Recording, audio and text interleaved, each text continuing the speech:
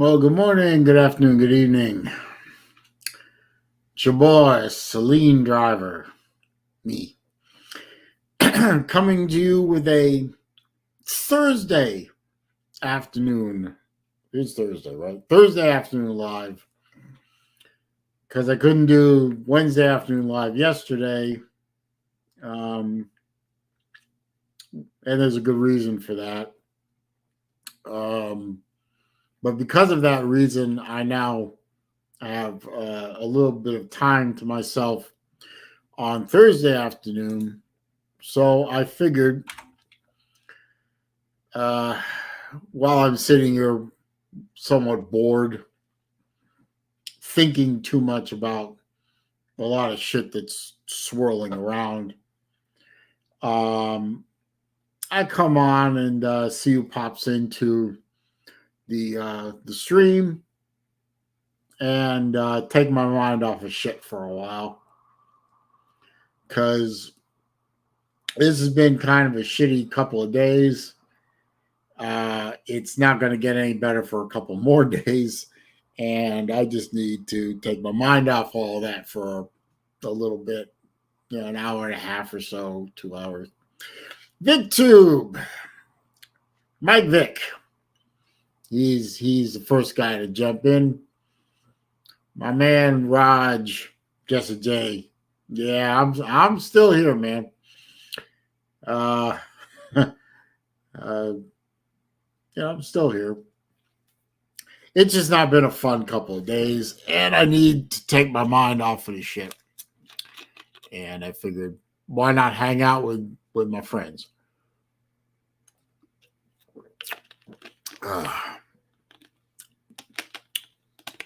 Come on. Can't even get a damn wood straw. Don't worry. Mountain Dew Zero. I'm not ingesting sugar. Battle Angels here. Good to see you, my dear. So what's been going on in the world, in the big wide world? Well, let's see. People are still slaughtering themselves in the Ukraine, which doesn't make me happy, considering my mom's half of the family are Ukrainian. Couple of generations removed, of course, but that part of the family did hail from Odessa. So it's kind of hard to watch. Well, for my mom anyway, it's kind of hard to watch the places that she heard about, and a couple of times in her life visited, get blowed up. But that's hard to watch. Yep, same shit, different day. That's true. That's true. Did anyone stream in my absence during yesterday? I wasn't anywhere near a computer yesterday, really, in the afternoon, so I don't know if anything happened. Usually, when I'm not able to participate in some of these streams, that's when all the fun stuff seems to happen. I mean, I miss all the good stuff. Ballard did. Okay. I hope he got a few people in there. Yeah, I always seem to miss the fun stuff. And then to top off a couple of days of really crappy stuff, I was making a video, a watch review. Wanted to load it into my editing software, and all of a sudden my editing software decided up and crap out on me for no real good reason. So I had to go find another editing software and buy it. But I got a lifetime license for a good price, so I guess that's pretty good. And it does offer more special effects and better titles and more fun stuff than iMovie did. So maybe I'll play around with it, see if I can make my videos look a little more polished.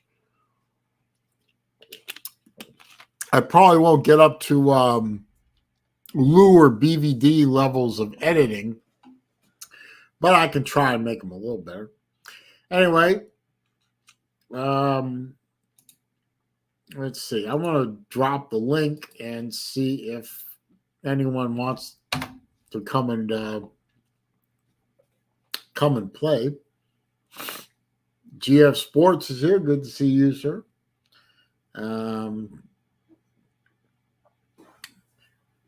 Like I said, I got no agenda on here except just to hang out for a little bit until I have to go do some more family stuff.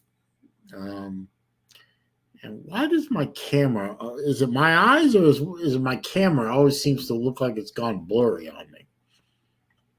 Wouldn't surprise me if it were my eyes. It really wouldn't. I mean, I'm getting old.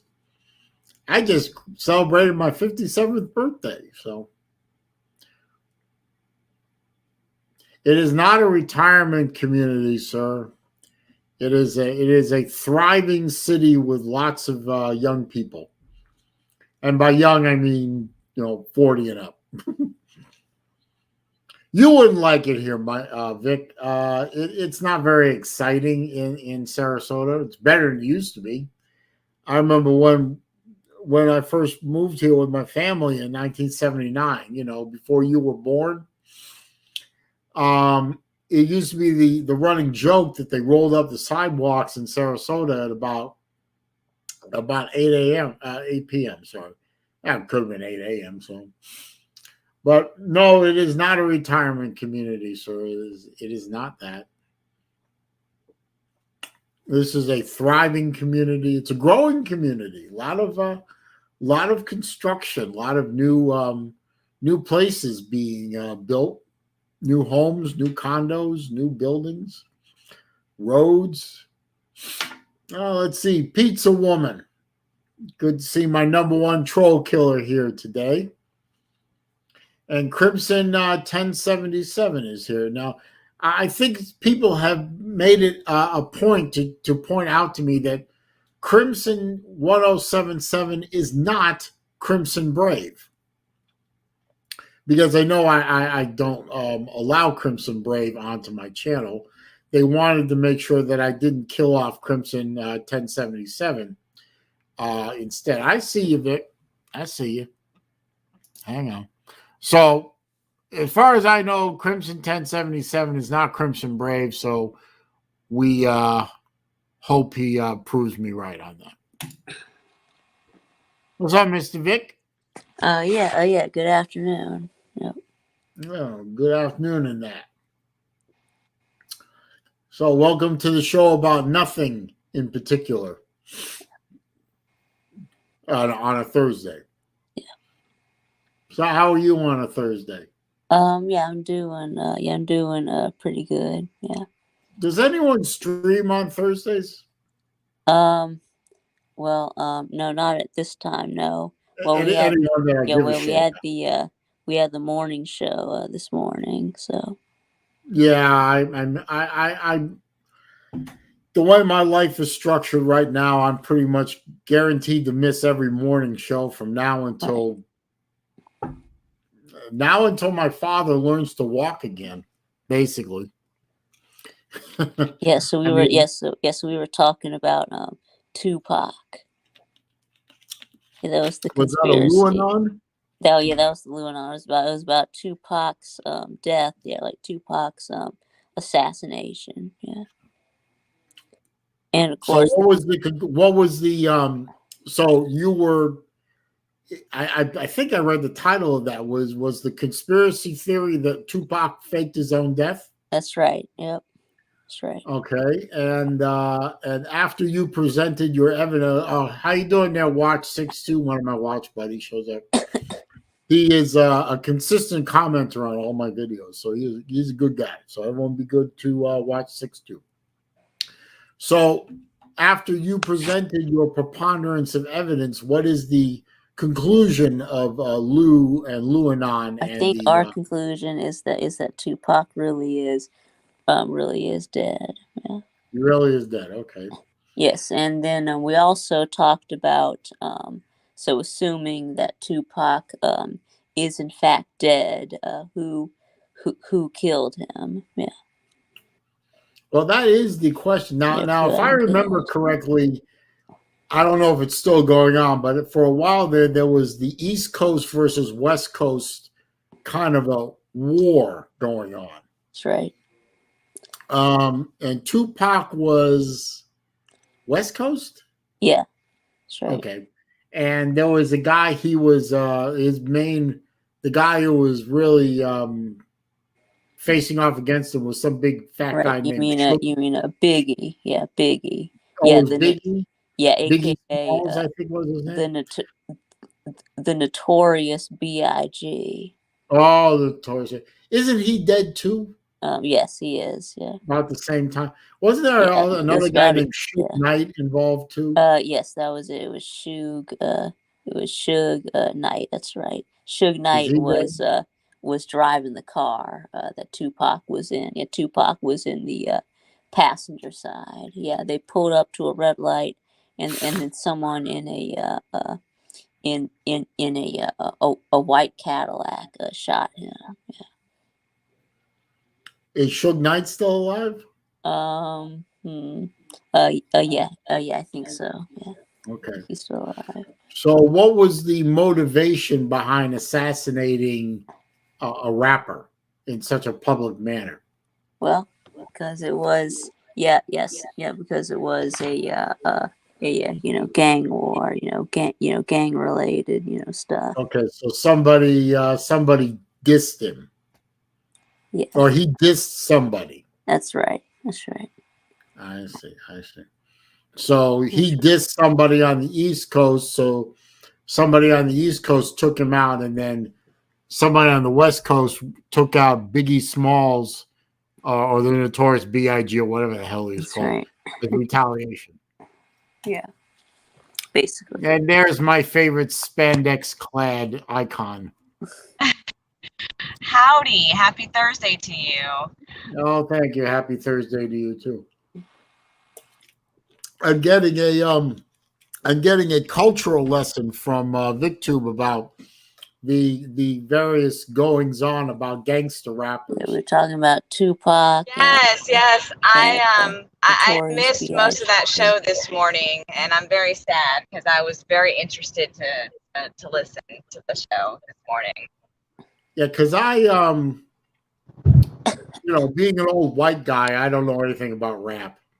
I mean, I'm not a huge rap person, but yeah, I mean, I do. I mean, I know about Tupac. And I have some rap on my iPhone, but it's not gangster rap. It's mostly older stuff like Rob Bass and DJ Easy Rock, Two Live Crew, Sugar Hill Gang. Yeah, I realize the old school rap. Yes. You want to know what the number one song was on my birthday? Sure, go ahead. Yeah, it was Mo Money, Mo Problems. Yeah, by Notorious B.I.G. Puff Daddy. Was that the day you were born? So the number one song on the day you were born? Yeah, it was Mo Money, Mo Problems. Yeah, by Notorious B.I.G. I should look that up for my birthday. And Maze. Yeah. Let's see. Yeah, I would love to know what the number one song was for you the day you were born. Okay, let me look that up. Rob Dog's here. Neo is here. Pizza Woman says F Salida. Somebody in a minute, let me look this up first, and somebody tell me what the hell Salida did to piss everybody off, because I must have been out. Oh, you haven't seen that stream? Yeah, that's right. Yes, what he did. Yeah, he really pissed off Raj in particular. No, I haven't. Yes. Hang on. Yeah, Raj got so mad he had to get up and walk away. So okay, number one song on my birthday, the day I was born. Okay. In the USA, it was 8 Days a Week by the Beatles, and it's not unusual by Tom Jones in the UK. Okay. Oh my gosh, Great songs. Both great songs. I mean, that's fucking old, man. Yeah. That's old. Yep. The Beatles were the #1 song in the U.S. on the day I was born, way back in the mid-'60s. I know more history than most of you people have been alive, for God's sake. That's right. I think everybody should actually Google that.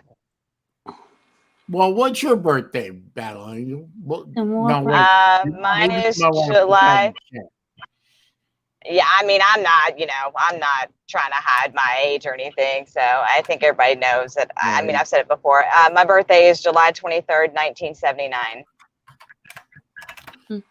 I'm rage typing. Can you hear me? Rage typing. I hear you.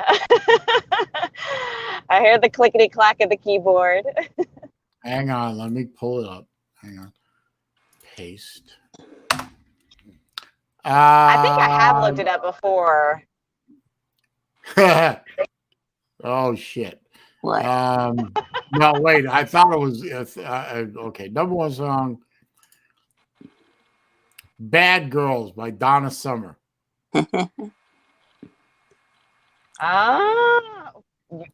If that's not fitting, I don't know what is. #1 song in country was "You're the Only One" by Dolly Super Tits Parton. #1 dance track was "Born to Be Alive" by Patrick Hernandez. #1 R&B song was one of my favorite from the disco era, Chic, "Good Times." Chic. Le Freak, c'est chic. Nope. Nope, don't know that one? Nope. You are a deprived person, my friend. Freak Out, Le Freak, c'est chic was an anthem back then. But I am old. Anyway. So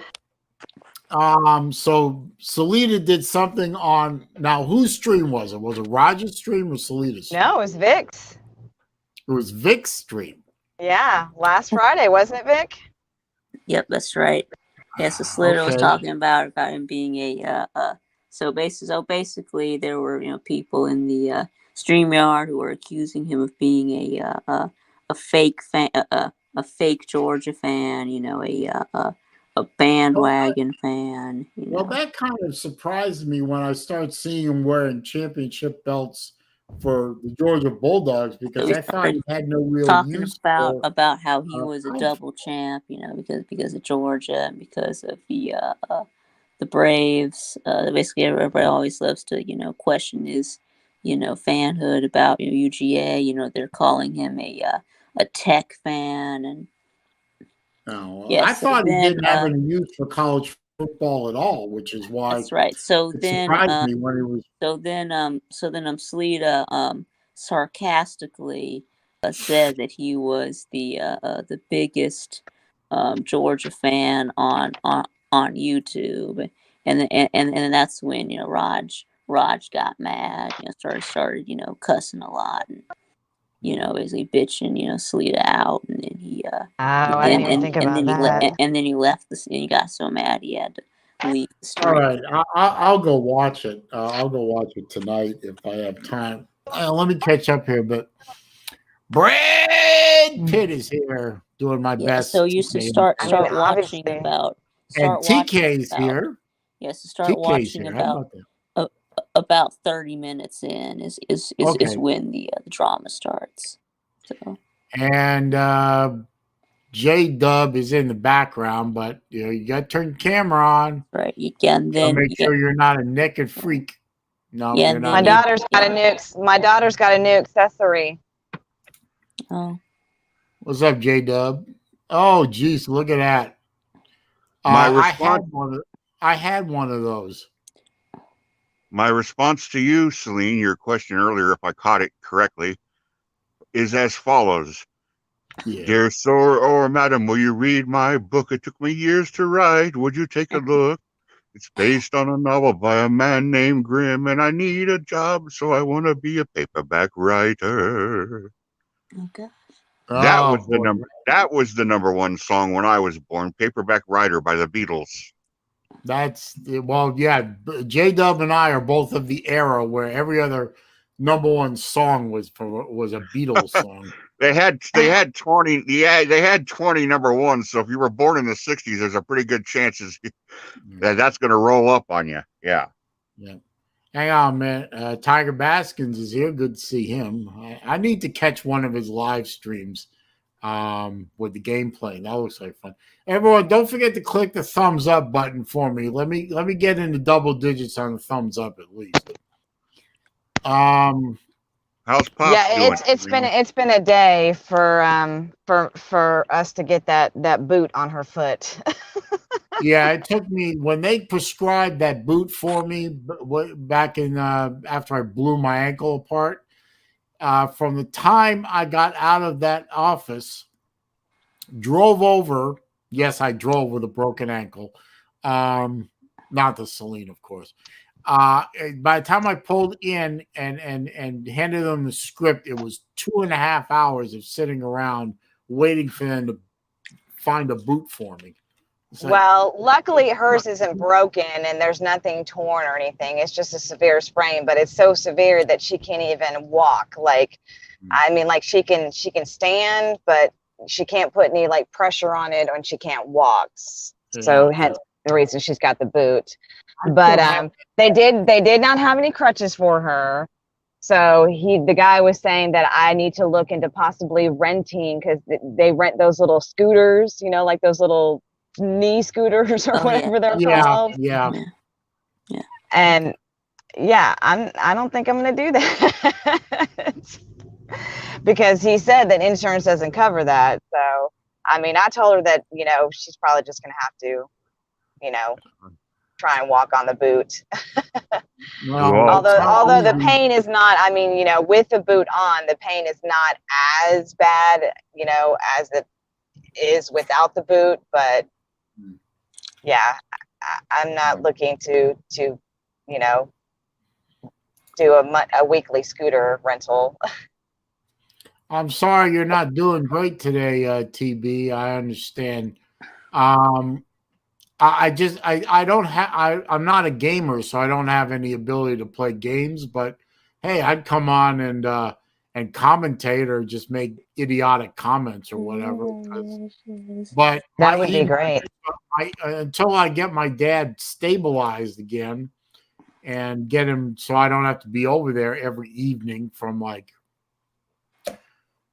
5 o'clock until 9 or 9:30. You know, when that ends, then I can start participating in fun evening activities. But how is your pop? Well, not good. Not good. I might as well come clean. I mean, you know, yesterday was not a good day, and I'm not going to really go into any of the details of what, why, and how, and what's gone wrong. But the bottom line is he is in surgery right now, and they're not going to put him under general anesthesia, but still pumping that level of drugs into a very senior citizen with multiple health complications is not good. Right. And he's going to be in there for a couple of days. Well, at least overnight, maybe 2 days. And that set his whole recovery backwards again. Well, Celine, I'm really kind of afraid for my dad's life at the moment. So I'm really not prepared to be the son of a just one parent right now. So I'm kind of. Let me take a guess, Celine. The difference in age between my father and me, and we're about the same age, is my father, were he alive today, would have been 87. I'm guessing your father is in his mid 80s. Upper 80s, yeah. Upper 80s, yes. I figured they were probably similar in, you know, as we're similar in it, because when I was my father's firstborn, and when I was born, he was 32. Yeah, that's about my dad's story, but I just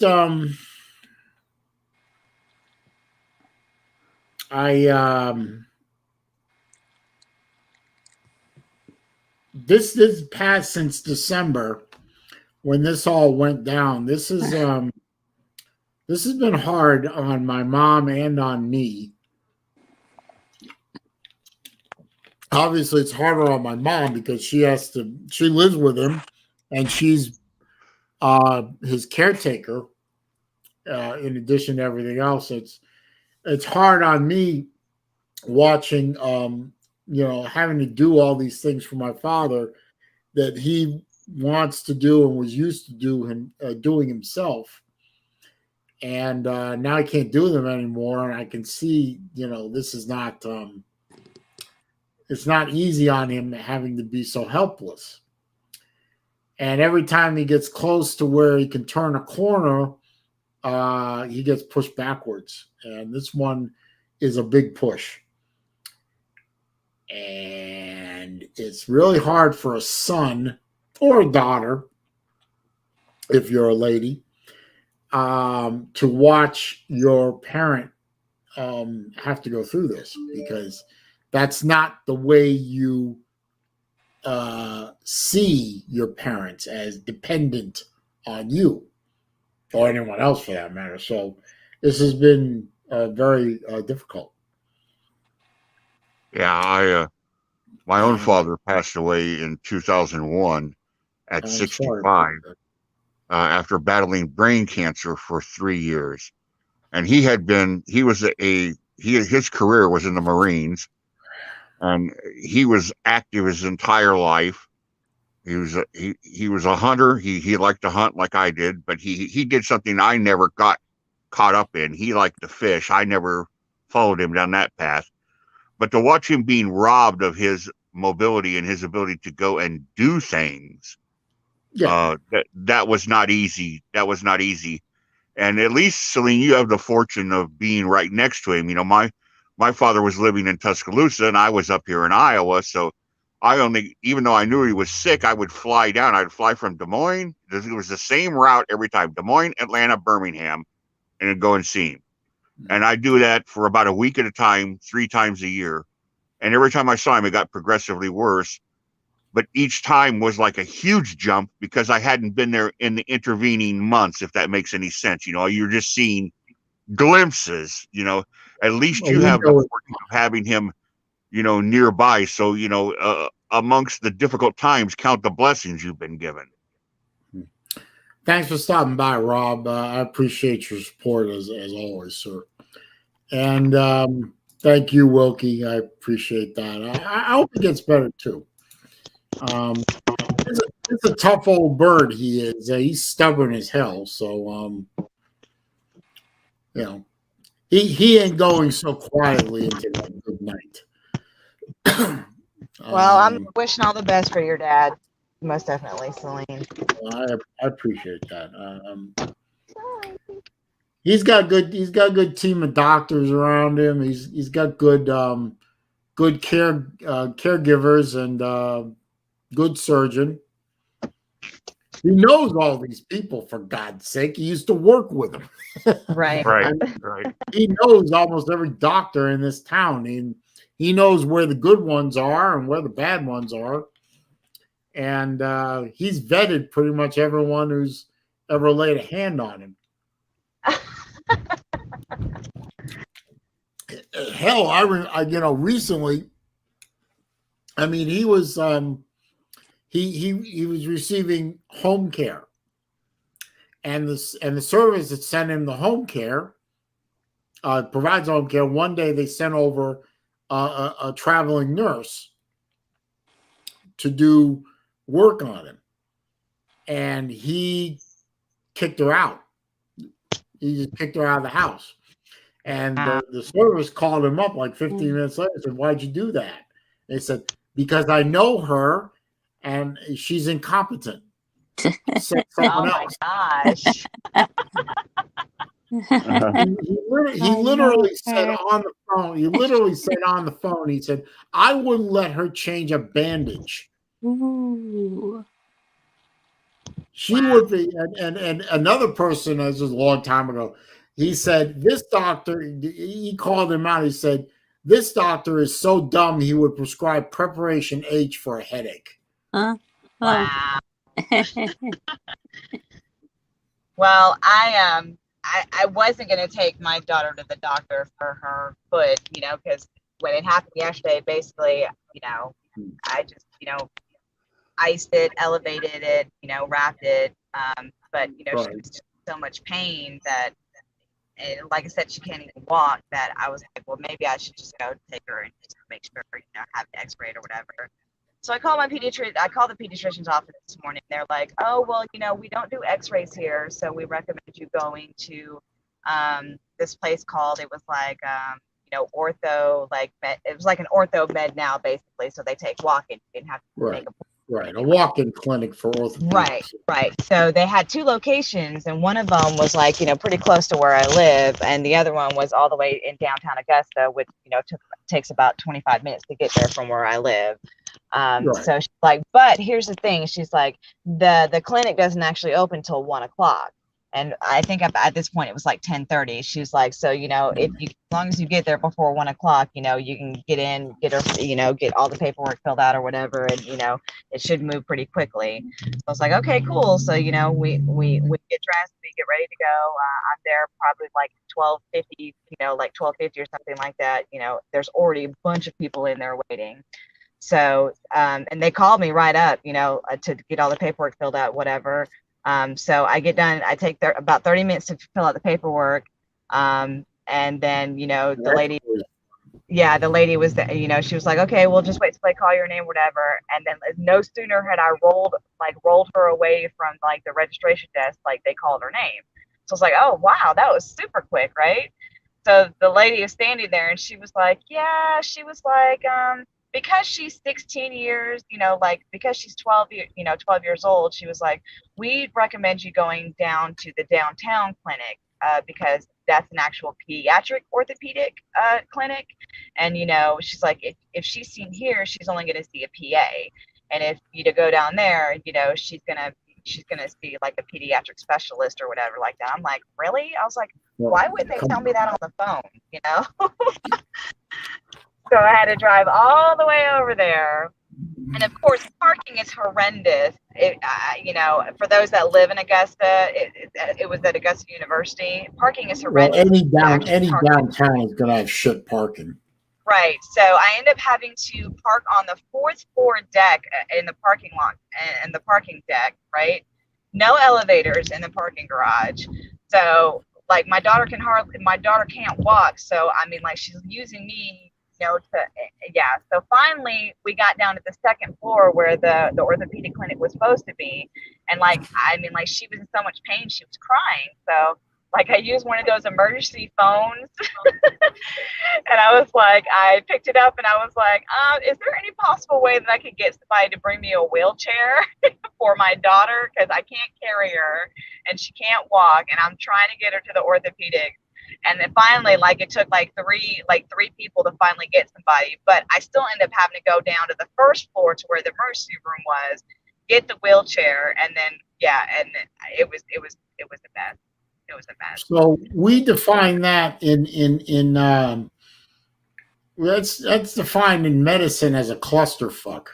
Yeah, to say the least. So then, right, like I mean, at this point, it's already been an hour since I left the Wheeler Road Clinic to go to all the way downtown, right?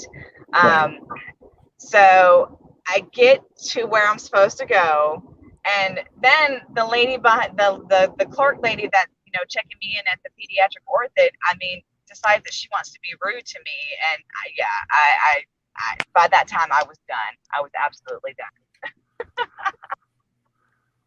No, I'm not going to pull up. Right. Well, I think the thing that kind of set me off was when, you know, she's like, okay, well, you can go ahead and take her back to, you know, take her to x-ray. And I was like, oh, okay. And then like, she was like, oh, you don't know where it's at? And I was like, no. I was like, I mean, yeah, I mean that, I was, so needless to say, when we left there, I was very happy to be leaving there. But you with ankles, especially because there's all kinds of bones in the ankle and all kinds of wonderful room for negative activities. In 2013, and I remember this specifically because it happened right at the weekend that my class reunion was going to be, my 30th high school reunion. The first one that I was ever going to attend, because I skipped the first two because I hated high school so much I refused to go to them.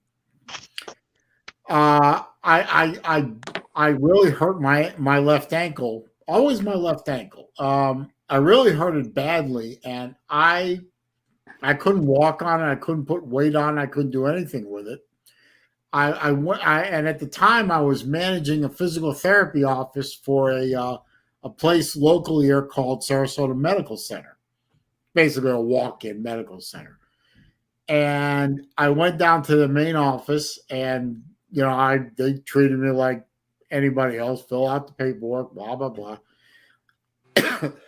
And they x-rayed it and they did all the things, and I really thought it was broken. It swelled up like a friggin' beach ball, and I couldn't put any weight on it. And all it turned out was I had torn out 3 or 4 ligaments in it and a bad sprain. And they just said, wrap it, and here's 2 crutches, go home. Actually, not go home, go back to work. Because they knew I worked for them. But ankles are funny that way, because it'll act like a break, and it turns out to be, something completely different, not broken. But I'll tell you, when I broke my ankle in 2016, I knew I broke it. Ankles should not be Z-shaped. Oh my God. Yeah, but when your ankle is in you look down at your foot, you see the letter Z, you've got a problem. Yeah, I mean, I kind of had an idea it wasn't broken, but I mean, it was pretty swollen. I mean, like, it's still pretty swollen, like to the point where you can't even see, that little protruding bone that's sticking out. Yeah. I mean, I think the thing that just really concerned me was just how much pain it was in. I mean, like last night, I was like. Hey, look at that! Uncle Lou had posted his Florida Gator video, the schedule preview. Really? I you know what? I don't even want to know if I want to watch. Yeah, you should watch. But yeah, I probably will, because I mean, usually these videos are more factual than trash talk. And he did say that Napier was a good hire. Mm-hmm. He actually said that. I have the video proof. Hell, I should go download that video and clip it. Make a continuous 10-hour loop. 10-hour loop. I'm kidding, Vic. I'm kidding. Well, gang, I have an appointment to take a series of shots that will be turned into a poster for the Drake University men's golf team. Oh, cool. So I am off for downtown Des Moines. I wish you all a good day. Everyone stay safe, and Celine, the very best for your father. I appreciate that, J-Dub. You are always welcome on my streams.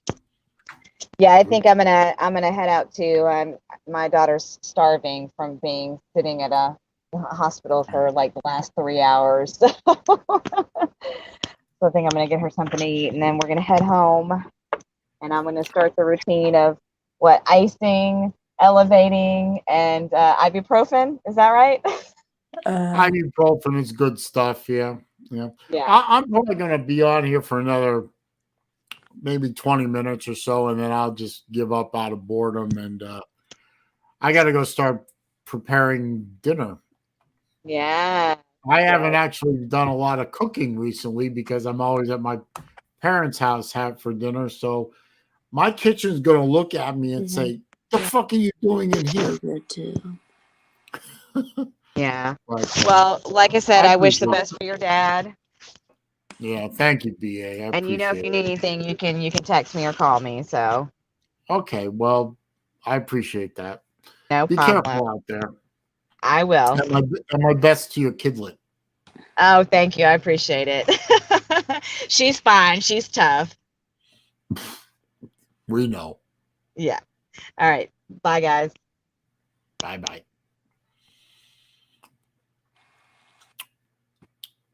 So, getting back to the Luanon.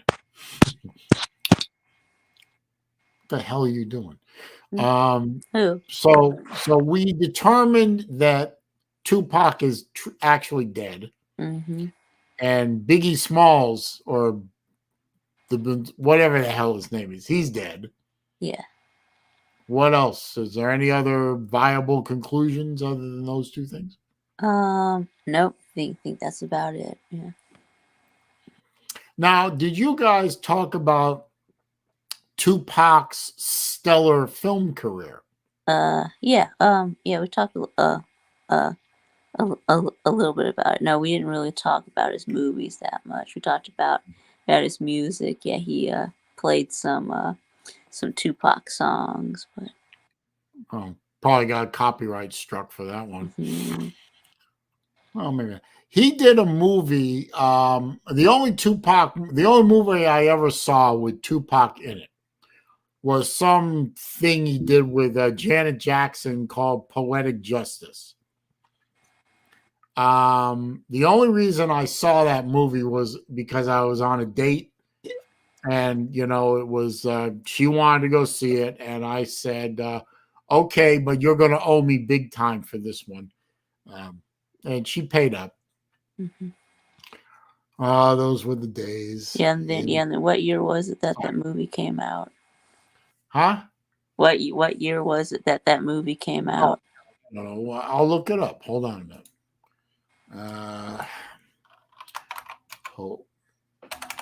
Poetic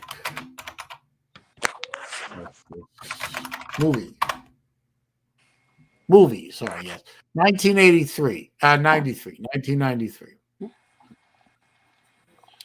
And that movie was just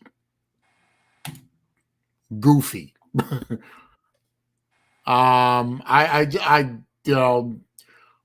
Tupac was a mail carrier that drove a truck between two cities, and he had a friend who was an asshole, who was dating a hood rat who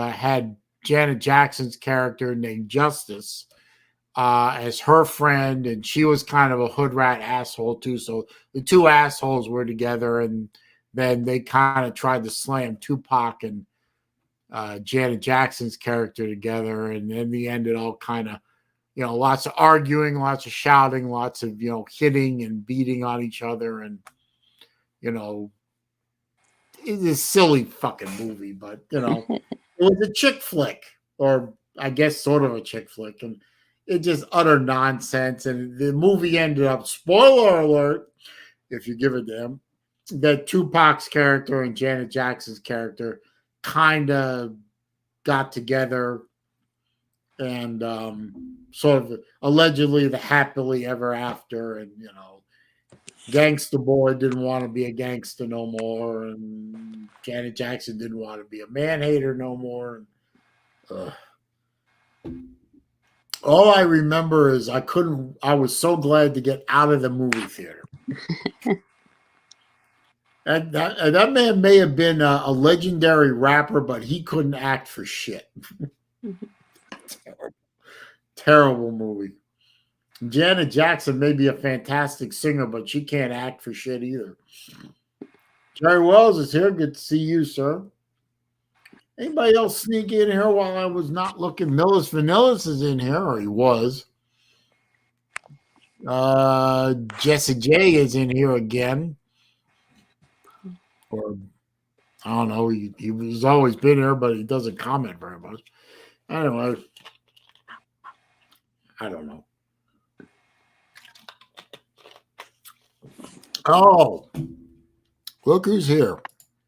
Better late than never. Slim Shady Canes and Millis. It's called. Hey, Swing, you're wrong about Janet Jackson, sir. Janet Jackson had an acting career before she was a musician. She was on Good Times when she was a child. Yeah, I remember that. I remember she was on there. She played JJ. She played a little girl, and she was a little girl. That doesn't take a lot of acting. Well, it doesn't change the fact that Poetic Justice is still a terrible movie. Thank you. Thanks. And Bulldog JC is here. Good to see you, sir. J-Dub left. He had to go do a photo shoot with a golf team somewhere. Yeah, it was the Drake University golf team. Men's golf team. Men's Now, golf. with the women's golf team, that might be interesting, but there was the men's golf team. Howdy, Brad, in the chat. So Millis is going to talk to us instead of holding a sign up.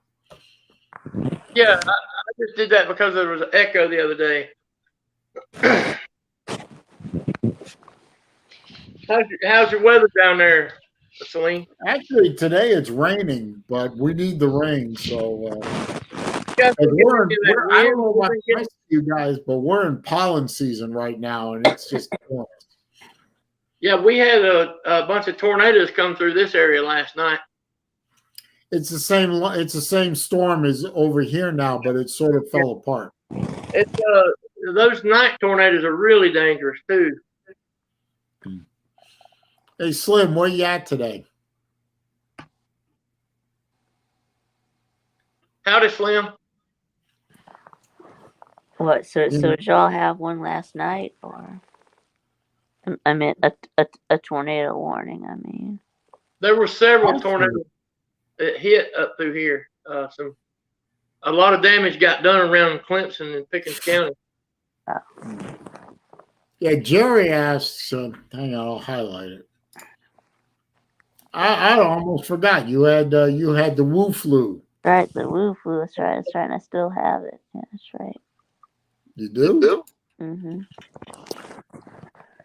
Sorry about that. I'm getting gas. And Right, it's windy as crap. right. But I'm getting better though. Where you at today, Slim? I'm at home. Oh, not driving. What? Let's see. Bulldog JC is doing dangerous things while being on the chat. Yeah, I guess so. How Don't did you you know you're in an accident now? No, I'm well trained. A professional, in other words. Yeah, I can do more than one thing at one time. Well, ooh How did la they la, think- quit showing off. But I'm safe about it. If I couldn't do it, I wouldn't be doing it. Here, does that help? There you go. I don't know. I mean, we could all be in danger. I mean, we're talking about who killed Tupac, and you know, there's so many conspiracies around it that we may get disappeared too.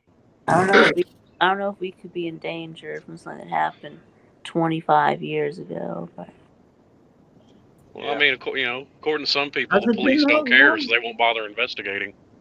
There's still Well, people that won't talk about Jimmy Hoffa. Oh, Jimmy Hoffa. According to Jimmy that Hoffa was turned documentary into I hot dogs. You can't mention his name still to some people though. They don't want to talk about Jimmy Hoffa. Jimmy Hoffa is in the bottom of some river wearing a pair of cement shoes. You imagine According to if they actually started to drain out part of the East River or some of the other bodies of water around New York. You imagine how many bodies they could dig up there. Oh wow. Yeah, that'd be crazy, wouldn't it? You know, around here, around the Tampa area, they found somebody was, I don't know why they were doing this, but you know those electric scooters that you can rent? Yeah. Yeah. They found like 24 of them in Tampa Bay, Oh, Hillsborough River in Tampa Bay. Somebody was just going around throwing them into the river. Well, I probably mean, somebody couldn't sell them. that's like, you know, what parts from how many bodies would you find if you go digging around the Everglades enough? Oh man, the gators probably got all them, or the pythons. Yeah, there's bound to be some parts left. Probably, you'd probably find some stuff. I'm sure. Some of it you wouldn't Woman, find. I'll forgive you for that, but yeah, don't be watching those major league bitches. I mean, just watch your mind. Hoagie's here. Hi ho. Jesus Christ, $72 fill up my truck. That hurt my feelings. Oh, let's see. I had to fill up the Celine the other day, and that cost me about just a shade short of $85 to fill up a muscle car. That ain't too terrible. I mean, I had to fill up my work truck about a week ago, and that was just shy of $1,000. Yeah, mine's using about $560 a day right now. Damn. My mini pearl. It's called. I run. I fuel up in Thompson, Georgia every day, and this time last month it was $200 and something. Well, this month it's been $500 and something. And the company's not getting any extra for it right now. The company's not charging a fuel surcharge on this account because they don't want to lose the account. But they're going to have to step up and start charging it.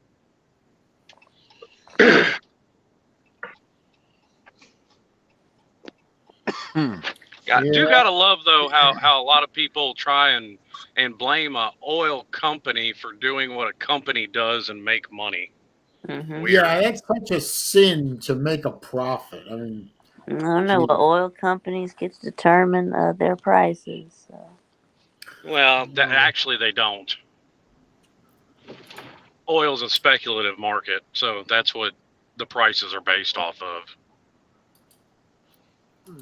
Well, did you hear or see a report that in Florida they are passing a law, and it actually passed unanimously through the legislature, that they are going to require basic economic classes beginning, I believe, not this coming school year, but the next one, 23-24.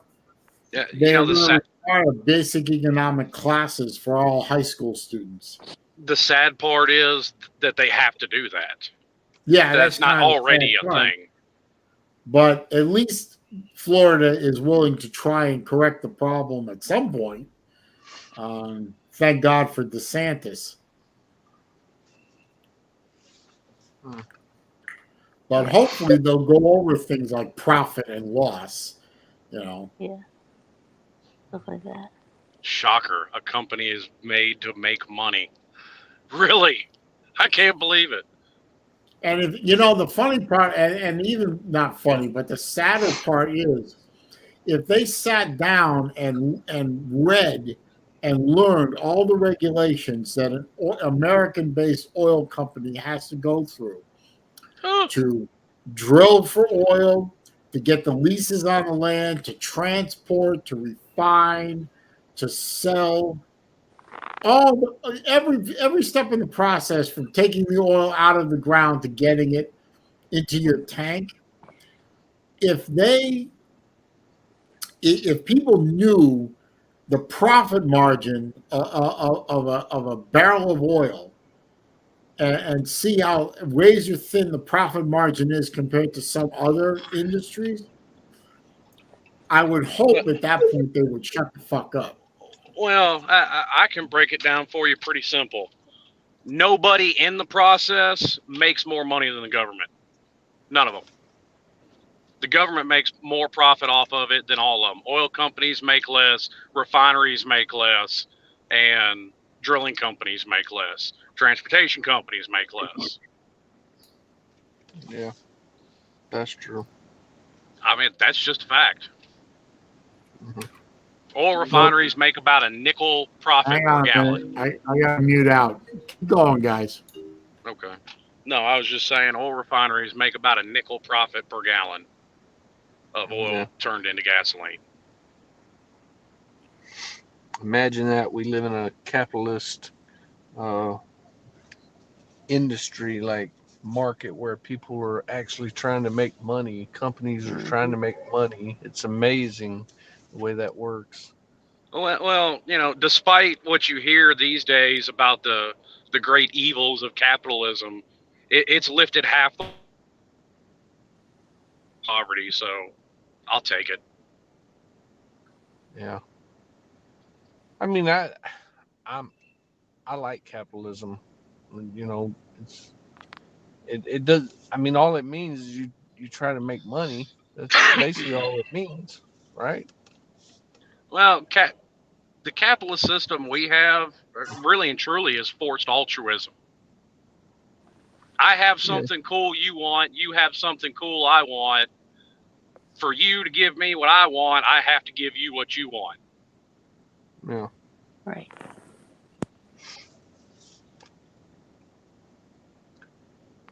Yeah. But, a lot of people don't want that. People have gotten lazy and they want, daddy to take care of them. Yeah.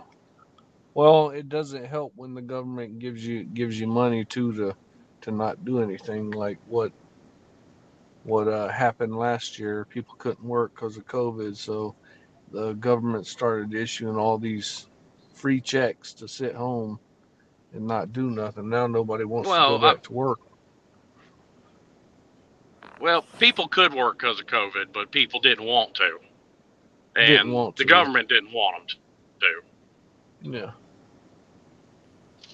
But it doesn't help inspire somebody to get off their ass and work if you're sending them a free paycheck saying, here, you don't have to work.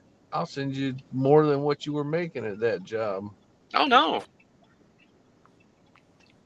They were paying them the equivalent of $16 an hour to sit at home, and I can't blame somebody for making that choice. I mean, shit. Yeah. If I was in that position, I'd make the same choice. My whole problem with the situation is don't give them the choice. Yeah.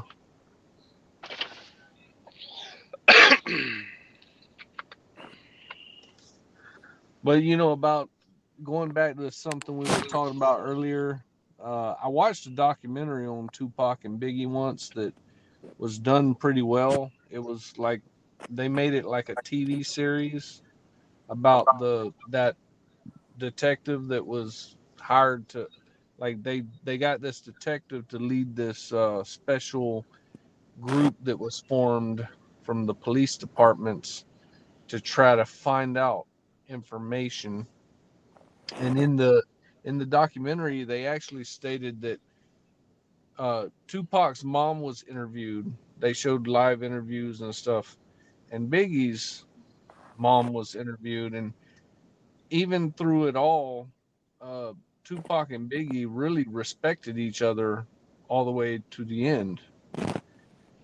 And I think what happened is I think Puff Daddy was behind it all.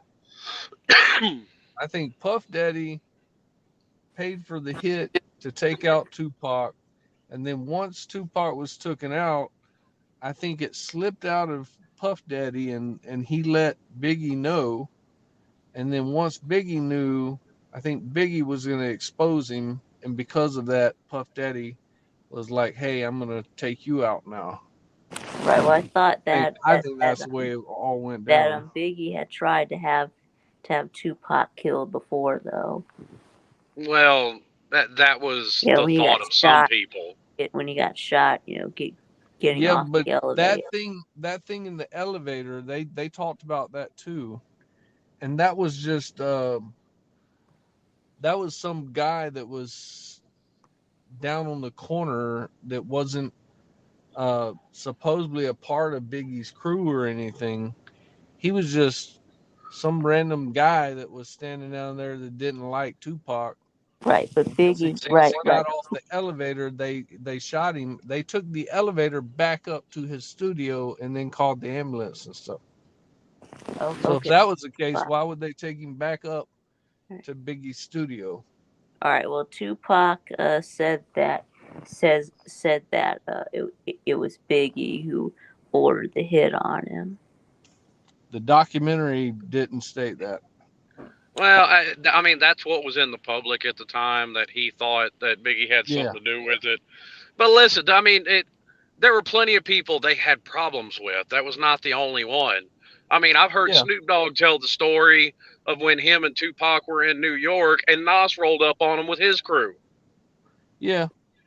So it could have happened a whole bunch of different ways, but you never know.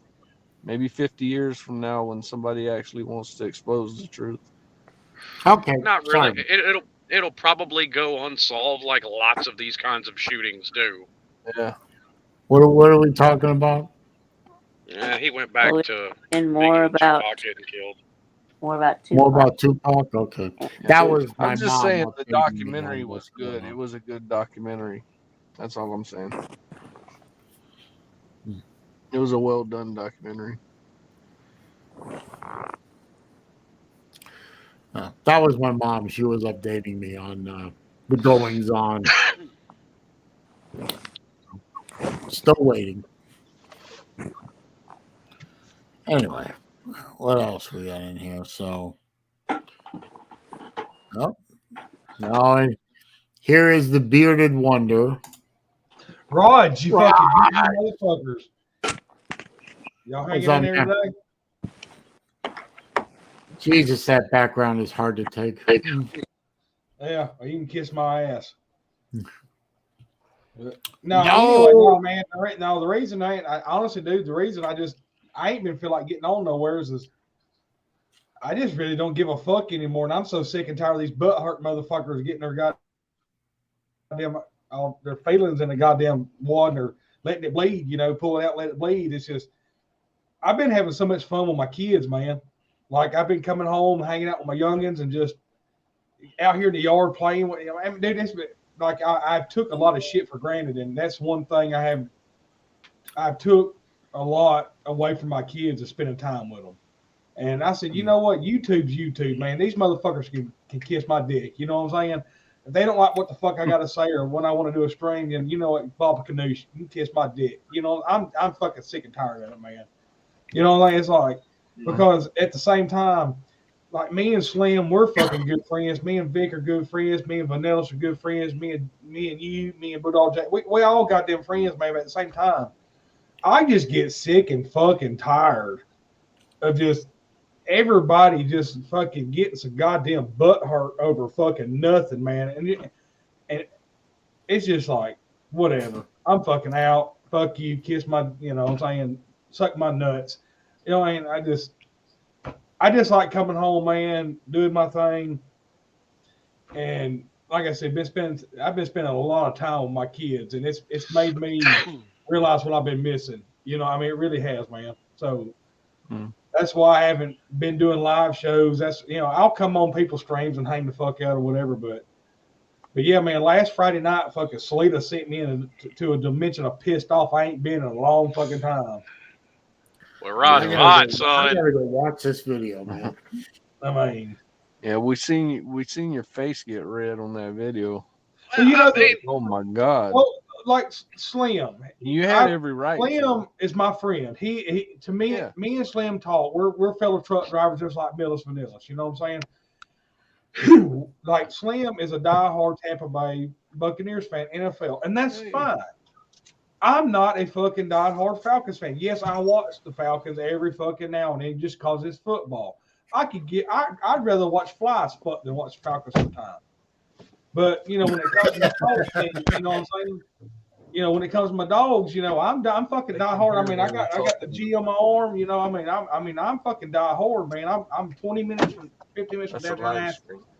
And Slim's the same fucking way. I've seen Slim for years talk about his Miami Hurricanes and this and that. I mean, and when you get somebody on there that just kind of just fucking perturbs you the wrong fucking way, man. And then when you look at their channel, and then when you go back, there's not one single goddamn piece of Georgia shit behind him. He hasn't talked about him. He's always saying this, but when they start getting good, he wants to get on that goddamn, red wagon. And that's what pisses me the fuck off. You know what I'm saying? But here's my thing, Jesse. I get the point you're making. Me personally, I think it's a silly thing to get mad about, though. Because if he wants to claim, I mean, let's be honest. To an extent, he is a Georgia fan. To the extent that he's a fan of every team in the state of Georgia. So no, you're right. Yeah, I mean, like I said, I got into a dimension of pissed off the other night. I ain't been in a long fucking time, man. I was just the reason I went off on Sleet on that was there wasn't no reason to come in there and be a fucking shithead to Millis for no damn reason. Oh, I know. That's one reason I came in because I've been talking to Millis for a while now, even before the Slav Olympics, and I considered him a good friend, just like you, Slim. And when he came in there and started bashing fucking Millis, I said, all right, this motherfucker right here got to get the wrath. You know what I'm saying? I was like, I mean, because listen, there are people on YouTube that say I'm not a real Miami Hurricanes fan. Ooh, big fucking whoop. Yeah. Don't give a shit. Yeah, big fucking whoop. But no, like I said, man, that's the one reason I haven't streamed in a while. I mean, it's been almost 6, 7, 8 weeks since I've done one or whatever. And it's not that it has been a while. It has been a while. Well, Raj. The whole fucking bullshit when I got on, I think it was Will Stream, and they were like, "How can you and this person talk like this on a 16-year-old stream or whatever?" And it just kind of really pissed me off. And I'm just to the point where, you know what?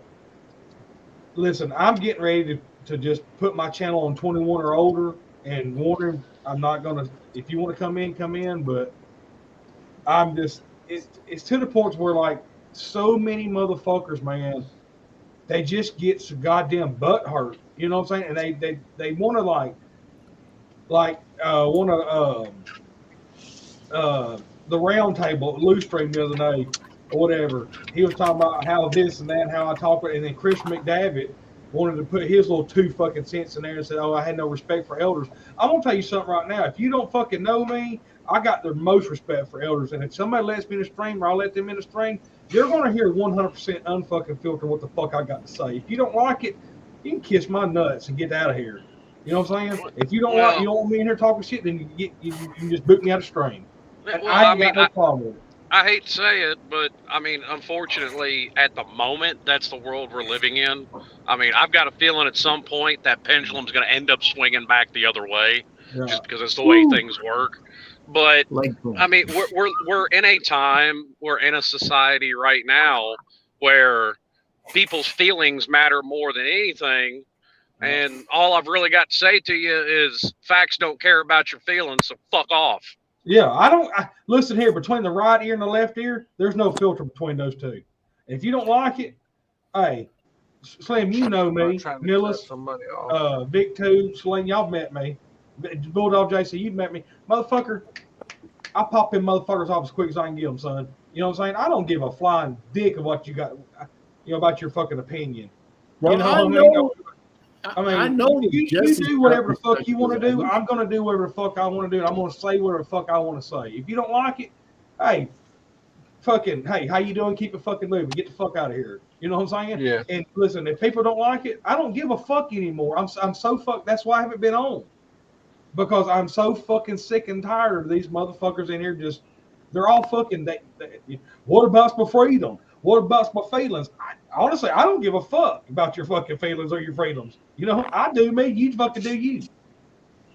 You know what I'm saying? I'm just tired of it, man. And being at the top of Jesse, I know he's got respect for his elders. He treats me with respect. Oh, I wish I lived closer to you, man. I would love to come over and help you out, man. Hang out with you, give you an ear to gnaw on for a little bit, talk, have a cold beer. Well, you don't drink, but have a drink with you or whatever. But well, and this doesn't apply to everybody, but it's pretty fucking rich that somebody in their mid-20s or younger is going to say anything in this day and age about having respect for your elders. Yeah, these motherfuckers don't know That's fucking true. dick about That's a respect for fact. their elders. That's all there is to it, man. I mean, and that's why like I said, that's why I haven't been on, man. And I'm gonna do me. Slim's gonna do him. Bulldog, JC, Big Two, Millis, and Sling. We're all gonna do us. You don't like it? Fuck off. You know what I mean? I wasn't bringing it up to bring up any bad feelings or anything. I liked what you had said, Raj. I didn't like that it got you all upset, but Slim said it best when he said what he said to Sleeta. You know, you can't let these people get you worked up, but he basically said what was the fact about that video, and that Sleeta was basically being a dick to Millis for no fucking reason whatsoever. And there's no reason for someone to just be a dick just because you can be a dick. That's Millis did nothing to deserve that. Anyway, you know. No, and you know, Millis was at, because Millis don't know Sleeta. He ain't been around that long. So I mean, it's one of those things. All he knows about Sleeta is what he's heard. This is probably the first time he's actually in a stream with Sleeta. And I know, and the fact also that Sleeta wants to. What did he say to? He told Jesse. He said, "Chill out, dude." Didn't he make a fucking video saying, "You don't tell me to chill out. Chill out, my yeah. fucking daddy. That was an You old can't tell video. me." Oh, that's I'm an like, old what the video. fuck are you talking Where he about, said, dude? "Don't tell me to fucking chill." Exactly. Yeah, don't tell me to Yeah, that's an fucking old chill. video. That was actually one of the first Like, videos what? I ever saw that he made. That dude is the biggest narcissist I've ever fucking seen. Don't tell me to chill. I'll do what I want to. This is my channel. I'll say what I want to. And if you don't join my join, you don't subscribe, I won't subscribe to you. You kiss fuck over, man. Bend over, stick your thumb if you're fucking nuts, and hope it comes out your nose. You know what I'm saying? Fuck you, dude. You know what I mean? That dude right there. Jesse.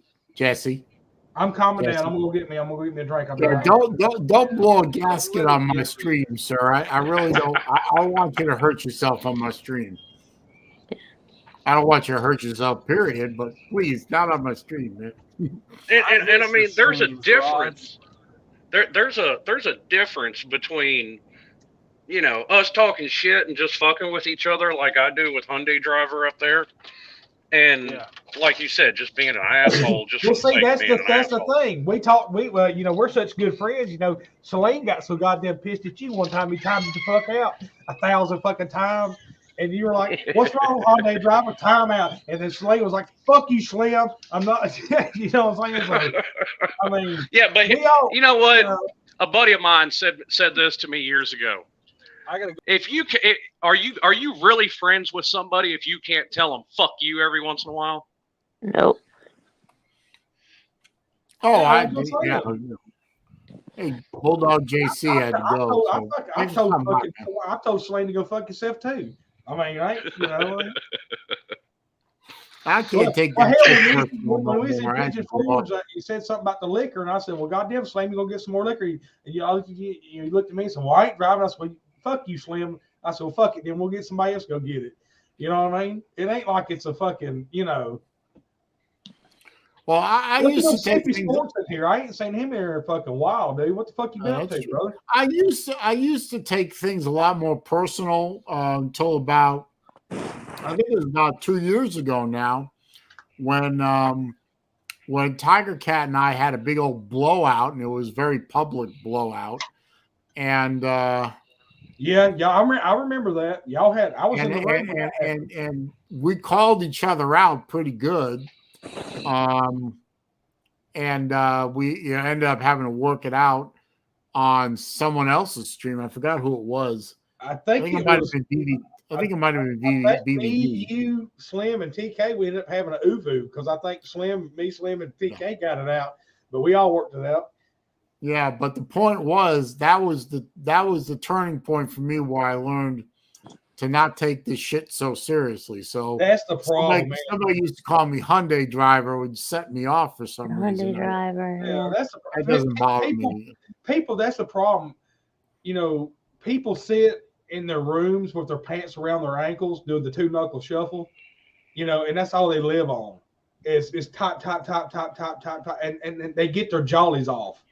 You know, by the time they get done, they've done dropped 6 batches in the floor. You know what I'm saying? That's the problem. And people get so goddamn fucking butt hurt over one fucking comment, you know, because of your opinion. Listen, me and Lou are the total fucking opposites of political views. Total fucking opposite. But me and Lou, we're fucking friends. We don't get into that with one another. You know what I'm saying? Like, he leaves me alone, I leave him alone. Now, every now and then he'll crack a joke at me and I'll crack a joke at him. That's just because we're friends. You know what I'm saying? Like, well, that's like Lou and Celine will say shit back and forth just to tweak each other's nose about it because they're on opposite ends as well. Exactly, Slim. The lady has joined us. What's up, you beautiful motherfuckers? What's up, baby doll? You all right? Oh, I love it when I TK agree. curses. Fuck anybody's feelings. I'm just sick and fucking tired of it too. You know, people get so butthurt over shit. Hey, Mills. Look at Millis getting that damn studio ready. And you know how much I love you and Slim. I told him I was gonna come up here and check it out. TK, I love it when you talk dirty. Oh, do you? Oh shit! Speaking of dropping a batch, after we get done, Slade's gonna have to go drop one. He gonna have to go pull one off right quick. A lot of people let me close the camera down for a second. A lot of people will get pissed about that, but that's just a running joke we have with us. You know, we're fucking grown fucking adults in here. Well, you know what? We all worked it out that night when we were all fighting. Remember, in the back room, and you know, Slim, you and Slim are. I can't believe it. Celine are some of my favorite people on here now. You know, it's amazing how fucking time flies. I mean, that was what, 2.5 years ago? I mean, and like I feel no anger at all. In fact, I cannot wait to freaking meet y'all. Well, I had some growing up to do, and that Ubu, one of the few Ubus I've ever been in, that Ubu made me grow up quite a bit. I think it made a lot of us realize, like, hey man, we're a lot closer than we think. We need to kind of fucking chill out a little bit. You know what I mean? And we had a good conversation. So I mean, we worked. Well, it's one of those. I've said it 100 times, and I'll keep saying it. It's one of those. People have to get rid of this notion that just because you have a different point of view or a different opinion on something, that you're an asshole for that. Exactly. Hey, Celine, how you doing? I'm getting so sick of it. You know, it's because we're losing our freedom of speech. We really are.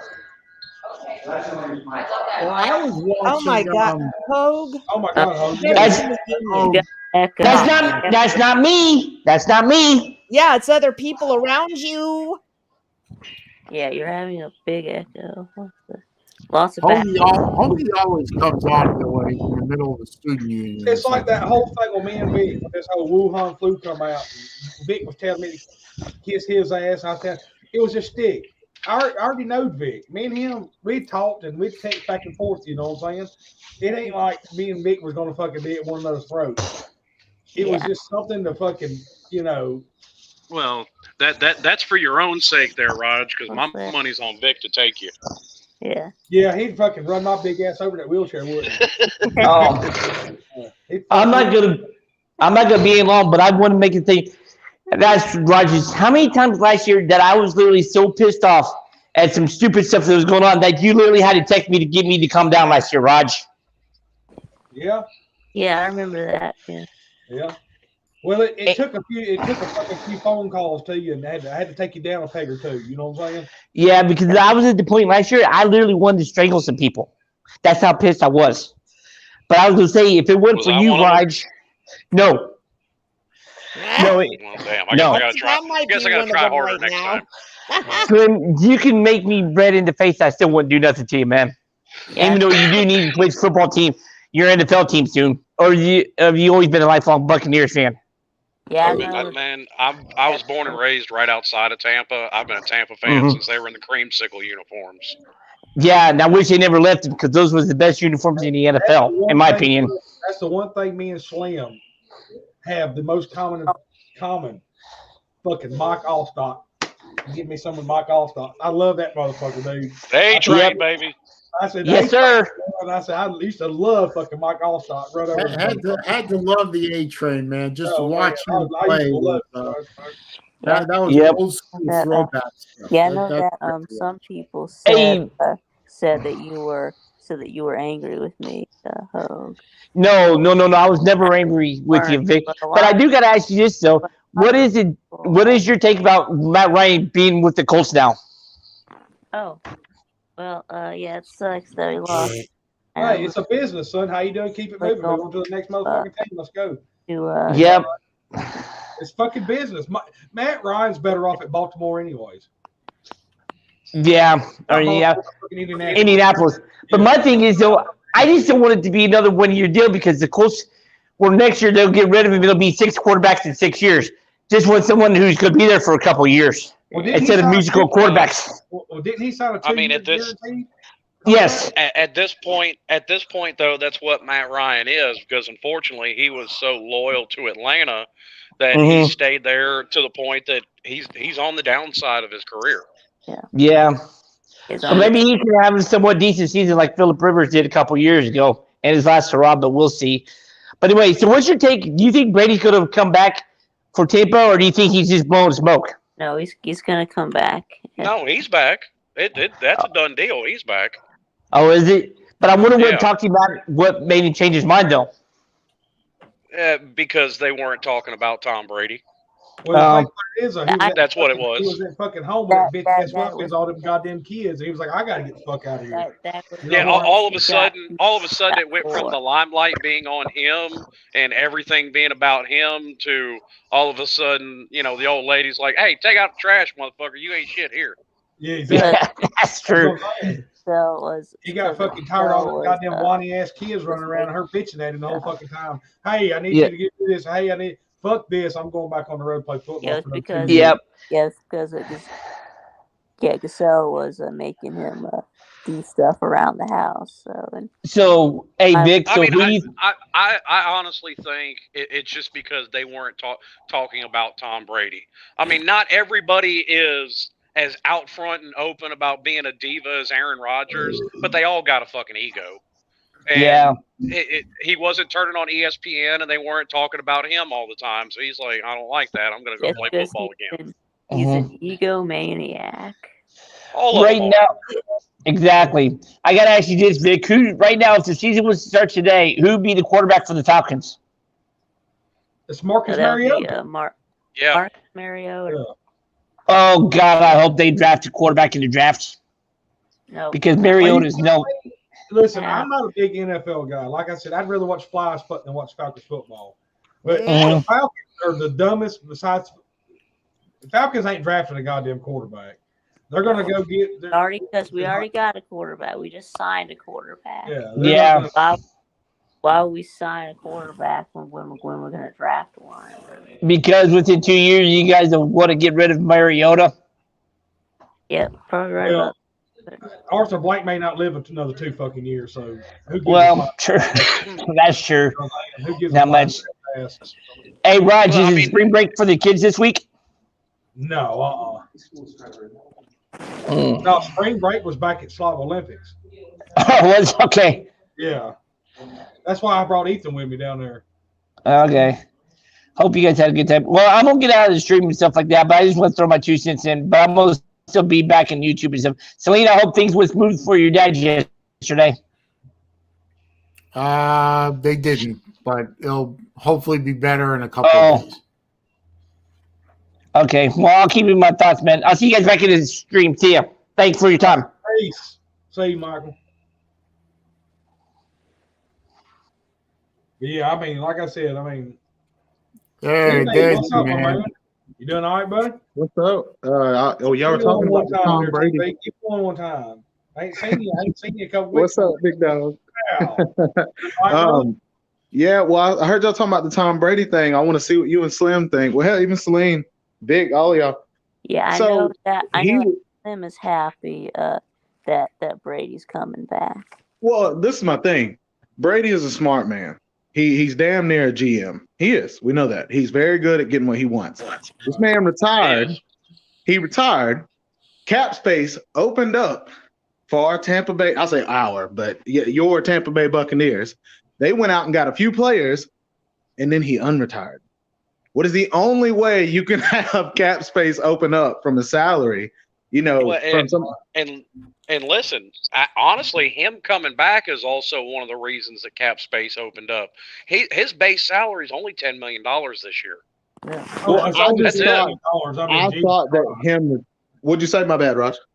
I said, damn, only $10 million. Oh, kiss my ass. Oh, fuck, my base salary was $10 million this year. Well, I mean, $10 compared to most other quarterbacks, when you got, you know, Patrick Mahomes making 40, Aaron Rodgers making 45. Yeah, I was about to say, Aaron just signed a big one. And like, he's making 45, 50, ain't he? Oh, to my Aaron Rod. Yeah. Yes, I saw that. No worries, Bulldog. Well, fucking Deshaun Watson just signed a $213 million guaranteed. $230 million guaranteed. Wait, where is he going? Is he going to the Browns? Yeah, Yep, he's going to. He's taking the Browns to the Super Bowl for real. But you know what? The last the last two Super Bowl, the last two Super Bowl winners, they have won in their first year with a new quarterback. This is how bad the Falcons are. You know who fucking Marcus Mariota's backup is? Who is it? Felipe Franks. Yes, yes. Yes. I heard that. Franks can kiss my white ass. You know what I'm saying? Yeah, but I mean, you know who Tom Brady's backup is? What's that other dude? God damn it, what's his name? Behind fucking Franks. Josh Rosen. Josh Rosen, yeah. That's that's right. Who's Brady's backup? The guy. Kyle Trask?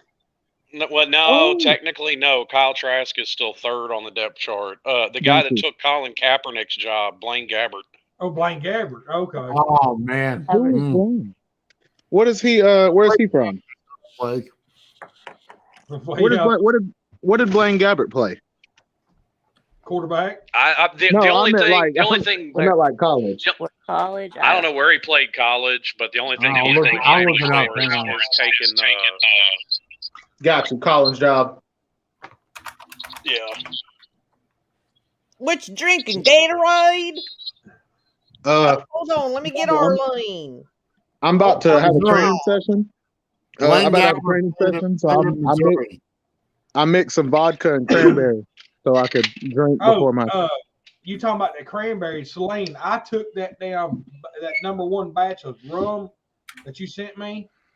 Yeah. I sent that motherfucker to Pound Town Saturday night. So I ain't gonna lie to you, me and that dude, that fucking shit was good as a motherfucker, dude. Wait, is it like already mixed or something?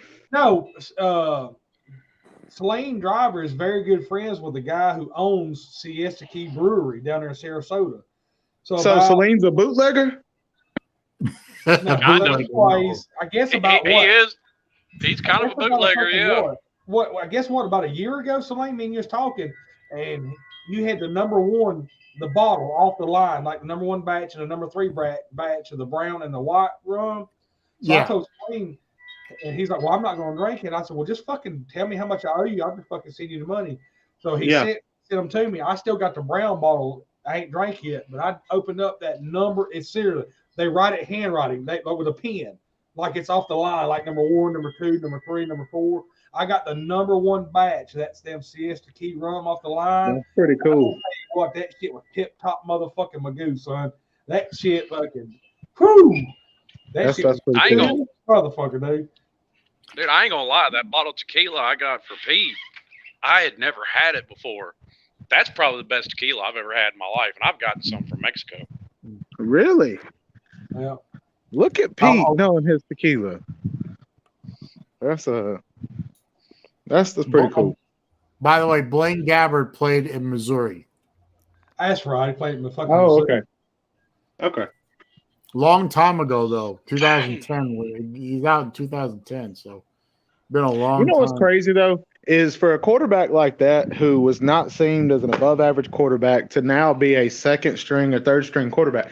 We're talking 11 years later, you're still getting paid. It don't matter that you're not good at all. you're still getting paid hundreds of thousands of dollars. This is how bad I'm a Falcons fan. I still thought Matt Schaub was our fucking Matt Ryan. Hey, I did too. That's how fucking bad I'm a Falcons fan. I'm like, well, goddamn, Matt Schaub's been there for 20 fucking years. He damn sure was, dude. You know what I mean? I remember playing on Nintendo 64, and he was the damn backup. I'm trying to figure out to this day how Felipe Franks got signed by a no fun league team. I mean, that's bottom of the barrel shit right there. I think it's because his size, because he's like, isn't he like 6'4", 6'5"? He's 6'4", but he has the brains of a 5-year-old. I know. I think it's just athleticism. It doesn't really matter. It doesn't really matter how good of a quarterback you are. Trent Dilfer has a Super Bowl ring. Yeah. Well, Felipe Franks will not have a Super Bowl ring if he's playing. Them facts, Slim. Look at Kurt Warner. He got a damn movie made out of him. Yeah, well, Kurt Warner was actually a good quarterback. Trent Dilfer, I mean, you can't even consider Trent Dilfer a good anything. Well, he was a good game manager. I'll give him that. He was good at not turning the ball over once he got to the Ravens. Yeah, that's a game manager. Yeah, so I see what you're D4 saying. is in here. I didn't mention that. D4 is here. Good to see you. Oh, what's up, big dog? You notice though, the game managers, I want to say maybe over the last 5 years, since Mahomes and them kind of came in, the game managers are starting to fade because offenses are being more, are playing with more firepower. See, I completely disagree because for all the hype Mahomes has gotten, look at the last 3 playoff years in a row. He has looked like crap in the playoffs. Now, look, I do agree with that. In my mind, he's still really young. So it's like, I think game manager is more consistent or a more safe way to win. But if they could get that down, it'd be hard to stop. And I know he's only won one Super Bowl, but you know what I mean? Like, it got on my nerves, the whole hyping up of Mahomes, because, and you're going to find out what he's made of this year. Yes, he's still got Travis Kelce. But Tyreek Hill was a hell of a security blanket. I was about to say, Tyreek Hill gone, son. He's gone down. And that ain't there no more. My kid just pulled up. I'm about to train. I'll be done. But anyways, thank you for letting me come on, Celine, Slim, my boy, Rob, my boy, TK, my boy. I mean, TK is my girl, but yeah. Hey, bye, y'all. Later, TB. Bye, y'all. No, I let you on that Dodge last week. You should be good now. Oh, you did? Okay, yeah. I guess I didn't realize it. I put you back in the trailer park. I told you to do. How you doing? Keep it fucking moving. I told you to go make me some ramen noodles. You don't want a ham sandwich? A ham sandwich and a cooler fucking full of beer. Let's go. I'll make you a ham sandwich, some ramen noodles. Wait, what am I doing now? Okay, hold on. All right, get into character, TK. Get into character. I ain't gonna lie to y'all, man. Last weekend I came real close to go get me a 2500 Slim. I came fucking close, son. Shit, I can't do it right now. I came close, brother Rowe. I ain't gonna lie to you, man. I had to go get my old thing. I've got no use for 2500 now. Whenever I take the Dakota off the road, I'll probably go buy a Tacoma, just because to have another small truck. Oh, speaking of which, Celine, I didn't tell you. Somebody made me an offer, and I sold that Hellcat motor. Oh, you got a good price for it. I did, and then I think I'm going to turn around and put it right back into another one because I found a Viper V10 for sale. Was it a short block or a long block, or was it complete motor? Complete motor. With the computer and everything? Yep. Damn it, boy. I remember you told me you had that for sale, but yeah. D4. What's up, hey, D4. Rod, Arlene, Slim. What's up, D4, my man? You all right, buddy? How's that damn hammy doing? Slowly getting better. Still riding the couch, but you know. Yeah. Oh, dude, I'm telling you, man. About halfway through it, I look back and I seen him up. And I was like, I hope this 380-pound dude don't fucking fall, because I was like, if he fucking falls, we're in trouble. I was like, damn, man, fucking don't fucking fall, man. I was like, hamstrings are the toughest muscle to heal up. I'm telling oh, you. no, I'm being, it wasn't what 5 minutes before that motherfucker was purple, son. I Yeah. was like, God damn, dude. I was lighting the cigarette, and I said, damn, you all right? And you pulled down your pants. I said, Jesus Christ, it looked like hamburger meat. I was like, motherfucker, dude. I was like, geez. Looked like hamburger meat. Yeah, when you pull your hamstring, and when you pull it, it gets all crunchy. It gets all bubbly looking. It turns fucking. I mean, it looks like you've been hitting the back of the head, back in the leg with a two before. Yeah. I tell you something. Just getting a leg cramp in your hamstring takes about 2 hours to stretch out. I can't imagine. I pulled a hamstring before, probably not as bad as before did, but it took about a month to heal up. No, it looks like fucking. It looks like them road rash when you work on a motorcycle. Yeah, I got a slight tear in it, so. And here I was this morning crying like a bitch over a cramp in the arch of my foot. Oh, I hate those. Cramps are bad. That's the one thing I was saying about. It's not I don't like the 40-yard dash. It's just that people that work, what they like D4. He got fucked up. You know what I'm saying? Like, yeah, now he can't work. You know what I'm saying? It's like, I think honestly, it's not I don't like the 40. I think we should just eliminate the fucking push-ups. If you want to compete in the 40, that's fine, but I think if you show up, you should just get automatic amount of points for just showing up and not compete. If you don't compete, you don't compete. You know what I'm saying? Well, they did do that. Has anyone talked to Brett recently? No. He came on here for a little while right afterwards. That's the only time I've seen him around. Yeah, he was on here last week. Because I know he wasn't particularly happy with the whole thing, so I was wondering if anyone's talked to him since then. That's the understatement of the year. Well, I was trying to be, non-committal. I know he was bad. He was bad mad. He was pissed. But I just wanted to see if he was feeling any better about it. Probably not, but. I mean, I like Brett, I do, but that was just the silliest fucking thing I've ever seen in my life. Was he like yelling or something? That man was fighting mad that he didn't win the Slob Olympics. Really? And I'm like, I know I'm not crazy. Am I the only one that just sees how silly this is that you're this mad over not winning the Slob Olympics? Yeah, I don't know. I wasn't there, so I can't really make an opinion on it. I know what happened, but I still don't really I mean, I know that he thought something was unfair, but I don't know what he said or well, I don't think the one thing that I don't agree with, I don't think they accounted for that, Vic and I think one other person didn't do the last 3 events, so they never did count all those 0 points. Like Kevin redid the scoreboard, and if you counted those 2 people, me and Lou tied at 11. You know what I'm saying? So it's like the way the scoring is and the way that because they had me finishing like 20 out of 25. Well, if you factor in that 2 people didn't do the last 3 events, that's 0 points. So if you refactor in those scores, I mean, Kevin had it. He did a stream of it where he showed what it would have been. Top Dog said the problem is it was an easy fix, but nobody wanted to fix it. So well, no, it wasn't, because I was sitting there with them when they were talking about it for a few minutes.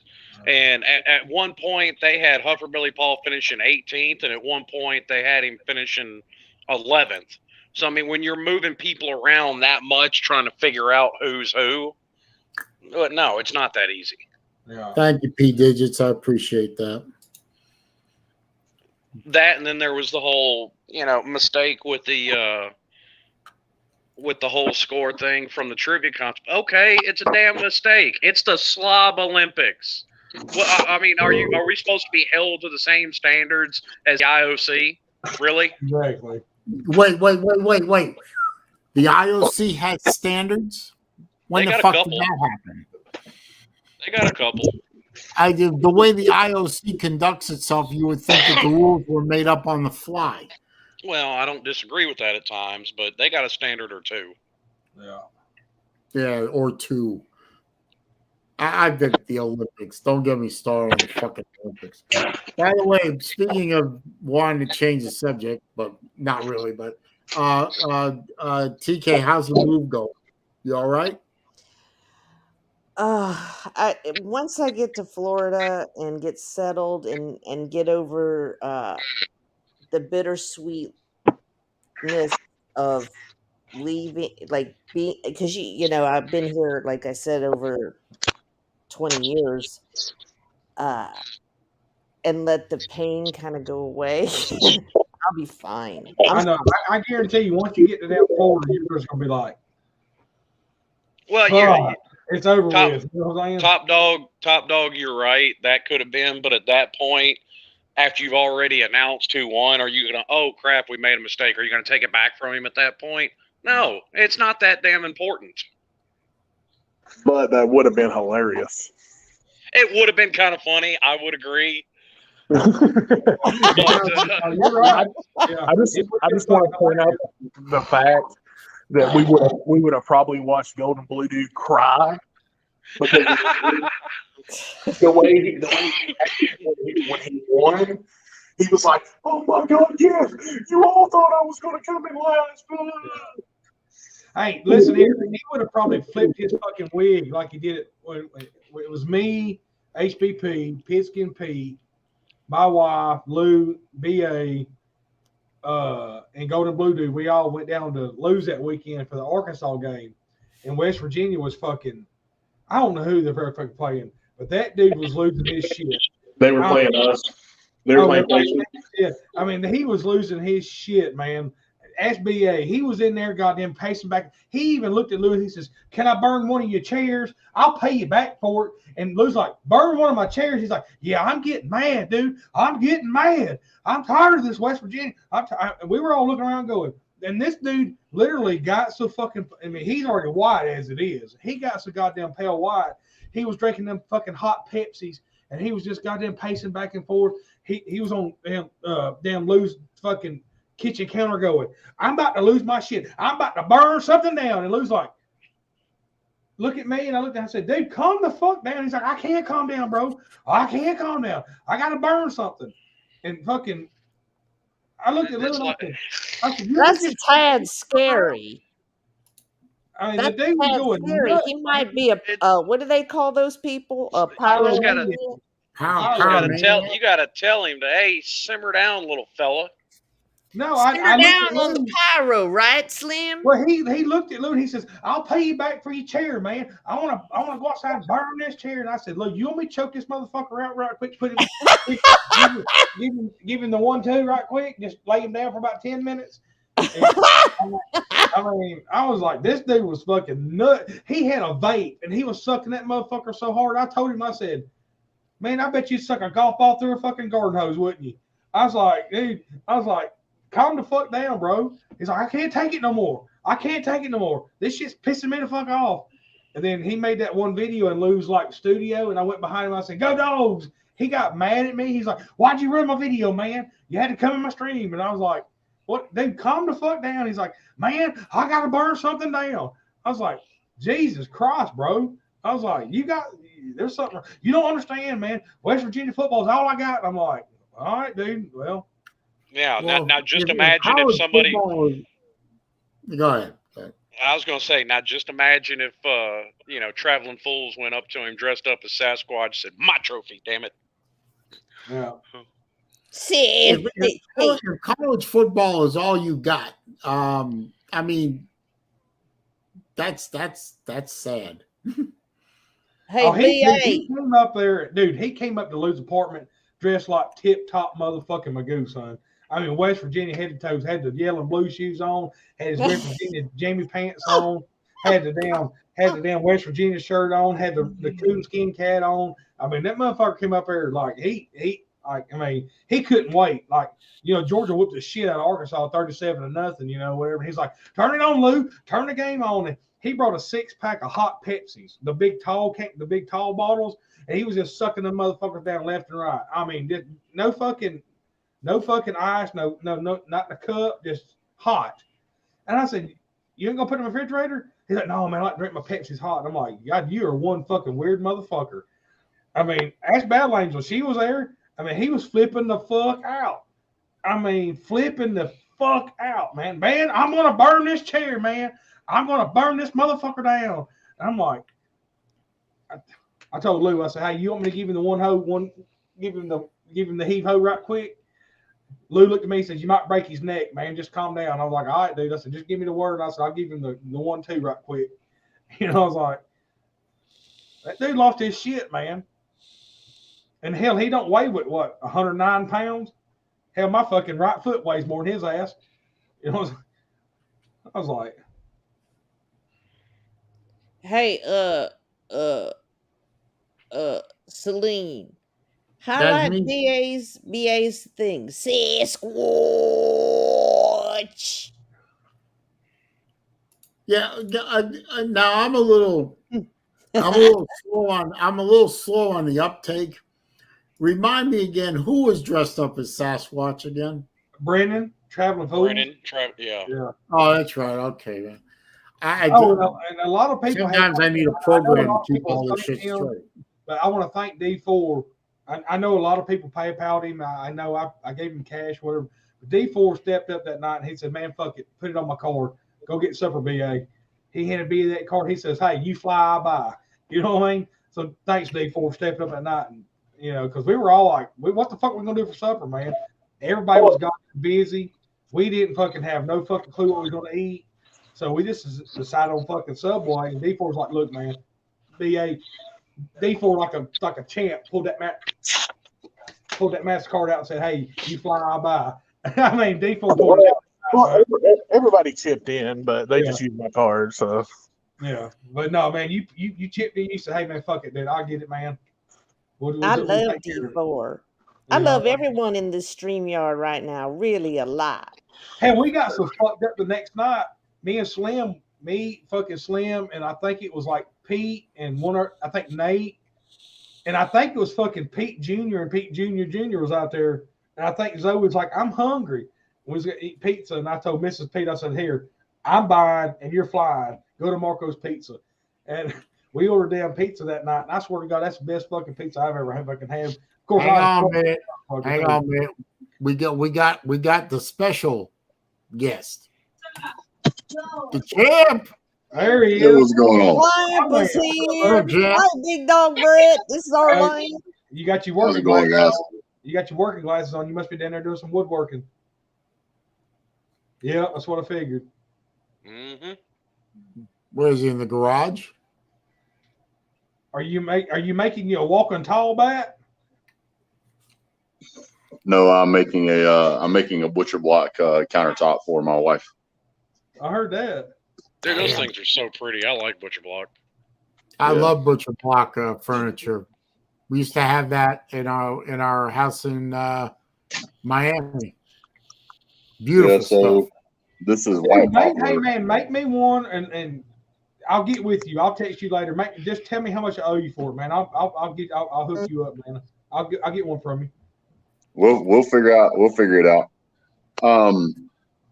Somebody in the chat, where was it? Somebody said something about Traveling Fools would have won anyway. Yeah, I think that was Top Dog. Okay. Well, let's be fair. Let's be fair, because a lot of people have been calling me and asking me, and I just want to be fair about the whole thing. It's really difficult to say who would have won. The whole thing is kind of designed to be fun, and I'm super competitive anyway. So after giving it a lot of thought, this is what I come up with. Everybody went out there and had a good time. We all enjoyed meeting one another and hanging out, and man, I couldn't have had a better time with a better bunch of people. So for that, I'm extremely grateful. As far as who won, there's a lot of so-called controversy. The scoring was difficult to put a finger on in some events. It was not uniform, in my opinion. I think some events giving out 50 points for first place, while other events not giving out near that amount for a first place finish is difficult to hold a standard to. Second, throwing out an event all by itself does mix it up. But at the end of the day, regardless of how you look at it, we all had a good time. We all had a lot of fun. You know, if one person goes out there and wins it all the time, that's not a lot to brag on. But Golden Blue Dude won it. Hats off to him. We had a great time.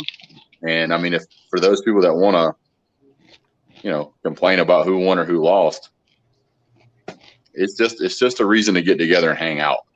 I mean, it's not something where we all sat down and said, okay, this event's going to count for exactly 20 points. This event's going to count for 30 points. It's just not the way that works. So, you know, if Traveling Fools, if you guys want to give a trophy to him, give it to him. If you want to give it to Golden Blue Dude, give it to Golden Blue Dude. It really doesn't matter. It's just it's a reason to get together and have fun. Well said. There we go, buddy. Facts. Well said. Facts. There we go. Facts. So since everybody's been asking me, my opinion is this: pat Golden Blue Dude on the back, tell him congratulations, and enjoy the trophy for a year, and it'll give us a reason next year for us to all go out and hang out. So when the events were first over, because I am so competitive, I was fired up because I wanted to win. I always want to win, and it doesn't matter whether it's checkers, chess, or race cars, or what. I always want to win. But you know, he did a good job. You know, he got it put together the way it was put out. So good. Hats off to him. No. I'm gonna say this: fuck Golden Blue Dude and fuck West Virginia. Hey, that Well man, said. dude, Well said, sir. Oh boy. Fucking thing, man. We all had a fucking damn good time.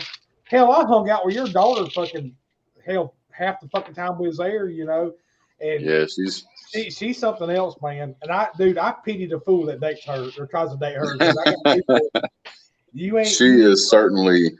Oh my god, dude. Because my daughter and your daughter think the same, so we kind of get along, you know. And the whole time we was outside, she was beside me the whole time, hugging me, behind me. She's like, I was like, just stand behind me. She's like, can you get my dad's phone? And I was trying to film you or whatever. And I looked at her and I said, I ain't being rude, but I said, I pity the dude that ever tries to court you. I said, because your dad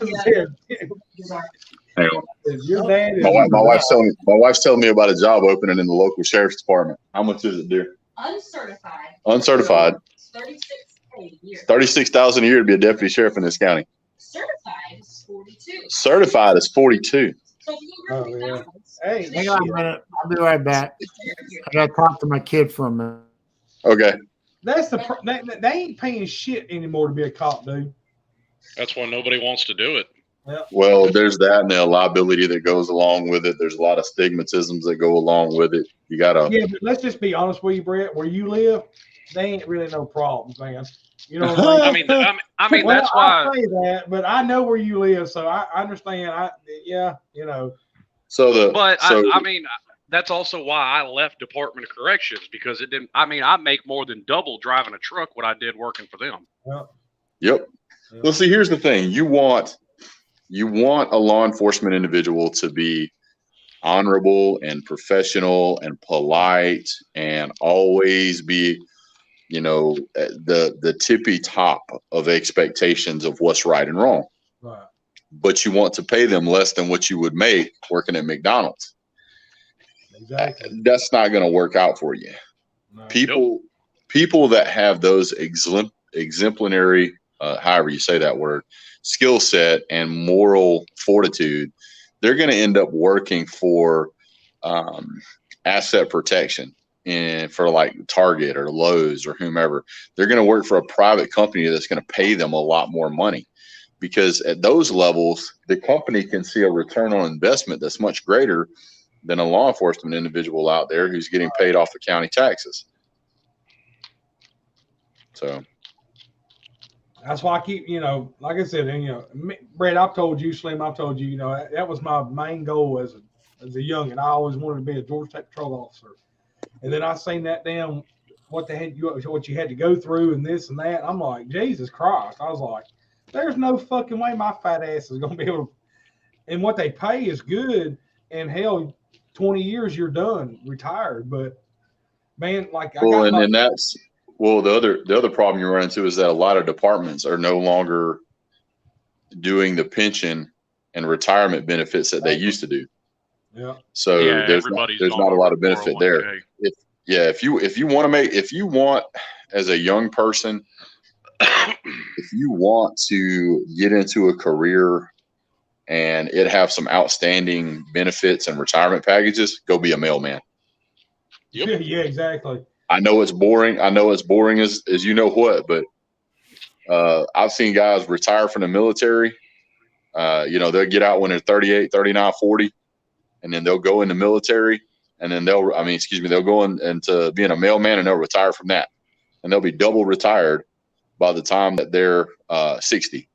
Look, listen here. There was a commercial. Now, go ahead, Slim. Go ahead. I'll tell you about this in a minute. Well, I was about to say, most any job working for most states, though, come with pretty good retirement benefits. I mean, my wife is a paralegal for the local district attorney, and I mean, she's got double retirement from them. Yeah. So yeah, it's crazy. Michael hosted. Had a fucking job fair. It was on the fucking news a couple days ago, and they got a big ass sign on Highway 316 down here. The news the other day, the Publix warehouse down in Lawrenceville, Georgia. Publix warehouse is starting pickers out at $30 an hour, and they can't get nobody to fucking apply. Well, $30 an hour. So here's the thing. So I'm just going to let you guys know, if you don't know the difference between a picker, I worked for Kraft Foods on their morning shift as a picker loader. And picker loader, you get there 2, 3, 4 o'clock in the morning. It just depends on how busy the next day is going to be. And your job is you have one guy who's wearing a headset, and he's got what's called a pick list in his hand, which is essentially, just think of it as a handheld computer that tells you what goes on the conveyor belt. On the other end of your conveyor belt, you've got a loader. So your picker loaders are a two-man team. The loader is responsible for stacking everything in there floor to ceiling, front to back, in a manner so that it doesn't shift everywhere. And whenever I was working for Kraft Foods in 2006, I was making $18 an hour doing that. If you can do it, it's a great pay. If you can do it. Well, this is from 4 used to work 2 p.m. 4 a.m. to 2 p.m. with a 1 hour break. That's 9 Yeah, hours. And it's 4 days a week. You got Sunday through Thursday, and then there's another shift. I think it's Wednesday, Thursday, Friday, Saturday, Sunday. Other than that, I'm like, God damn. I'm like, fuck me. I'm like, but I was working, I was working the picker loader, and we would swap off. Sometimes I would pick, sometimes I would load. I would go in usually 3 or 4 o'clock in the morning and work till lunch. I'd take a 1 hour lunch / nap, and then I would start my second job at 1 o'clock.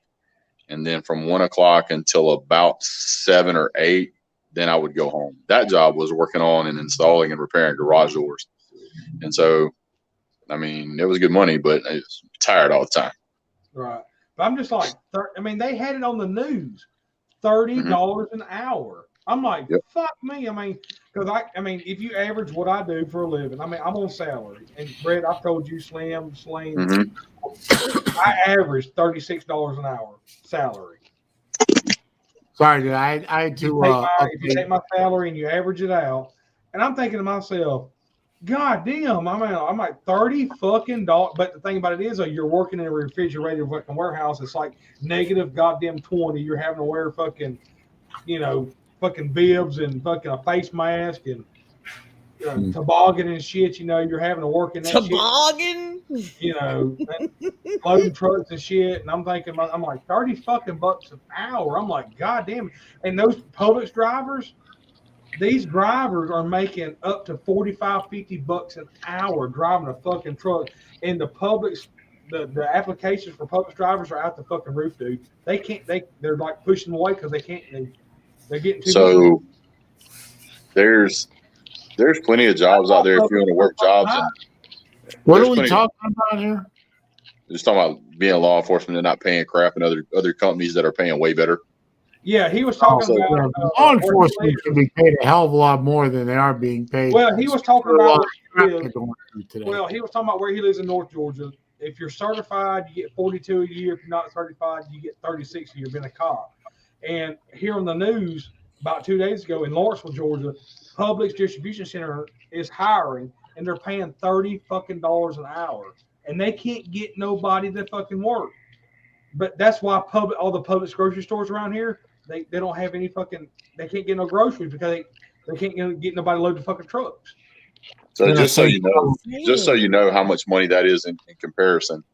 If you do the math in your head, $30 an hour at 40 hours a week is $1,200. $1,200 at 50 weeks, so you get 2 weeks off. That's $60,000 right there.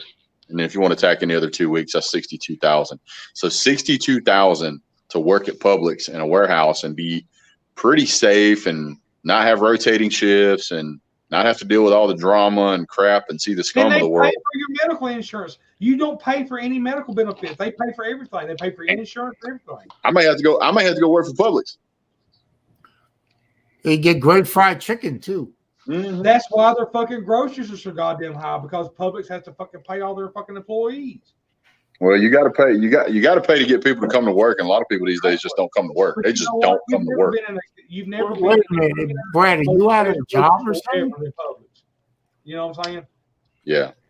So somebody in here a while ago, I think it was P Digits. He asked me if this was different kinds of hardwood. This right here is white maple. There is some other.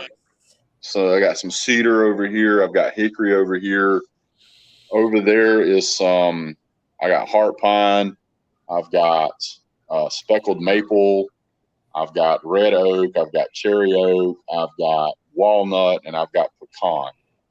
Jerry, I hate to say this, but the only fucking job Chef has is to wipe his ass. That's it. And flush the fucking toilet. But wait a minute. Are we talking about jobs because, Brad, are you out of work or something? No, I'm not out of work. All right, I just didn't want to panic there. So while I got you guys here, I'll show you this. I just built this, and I'm selling it. I got somebody supposed to come pick it up today after 6. But I don't know if you guys can see this all right or not. But this is it's a dog kennel. Wow, that's nice. Damn. Is it? And it looks heavy. It is heavy, and it's got a handmade joined countertop on top. So, hey, his wife makes literally his wife makes good shit, man. She is on top, son. I mean, she is. Y'all need to get some stuff from her. She is telling y'all, man. A-okay. But I'm selling that for $200. It's 47 wide by 36 tall by 20 deep. Damn. You just about can't buy the wood for that price.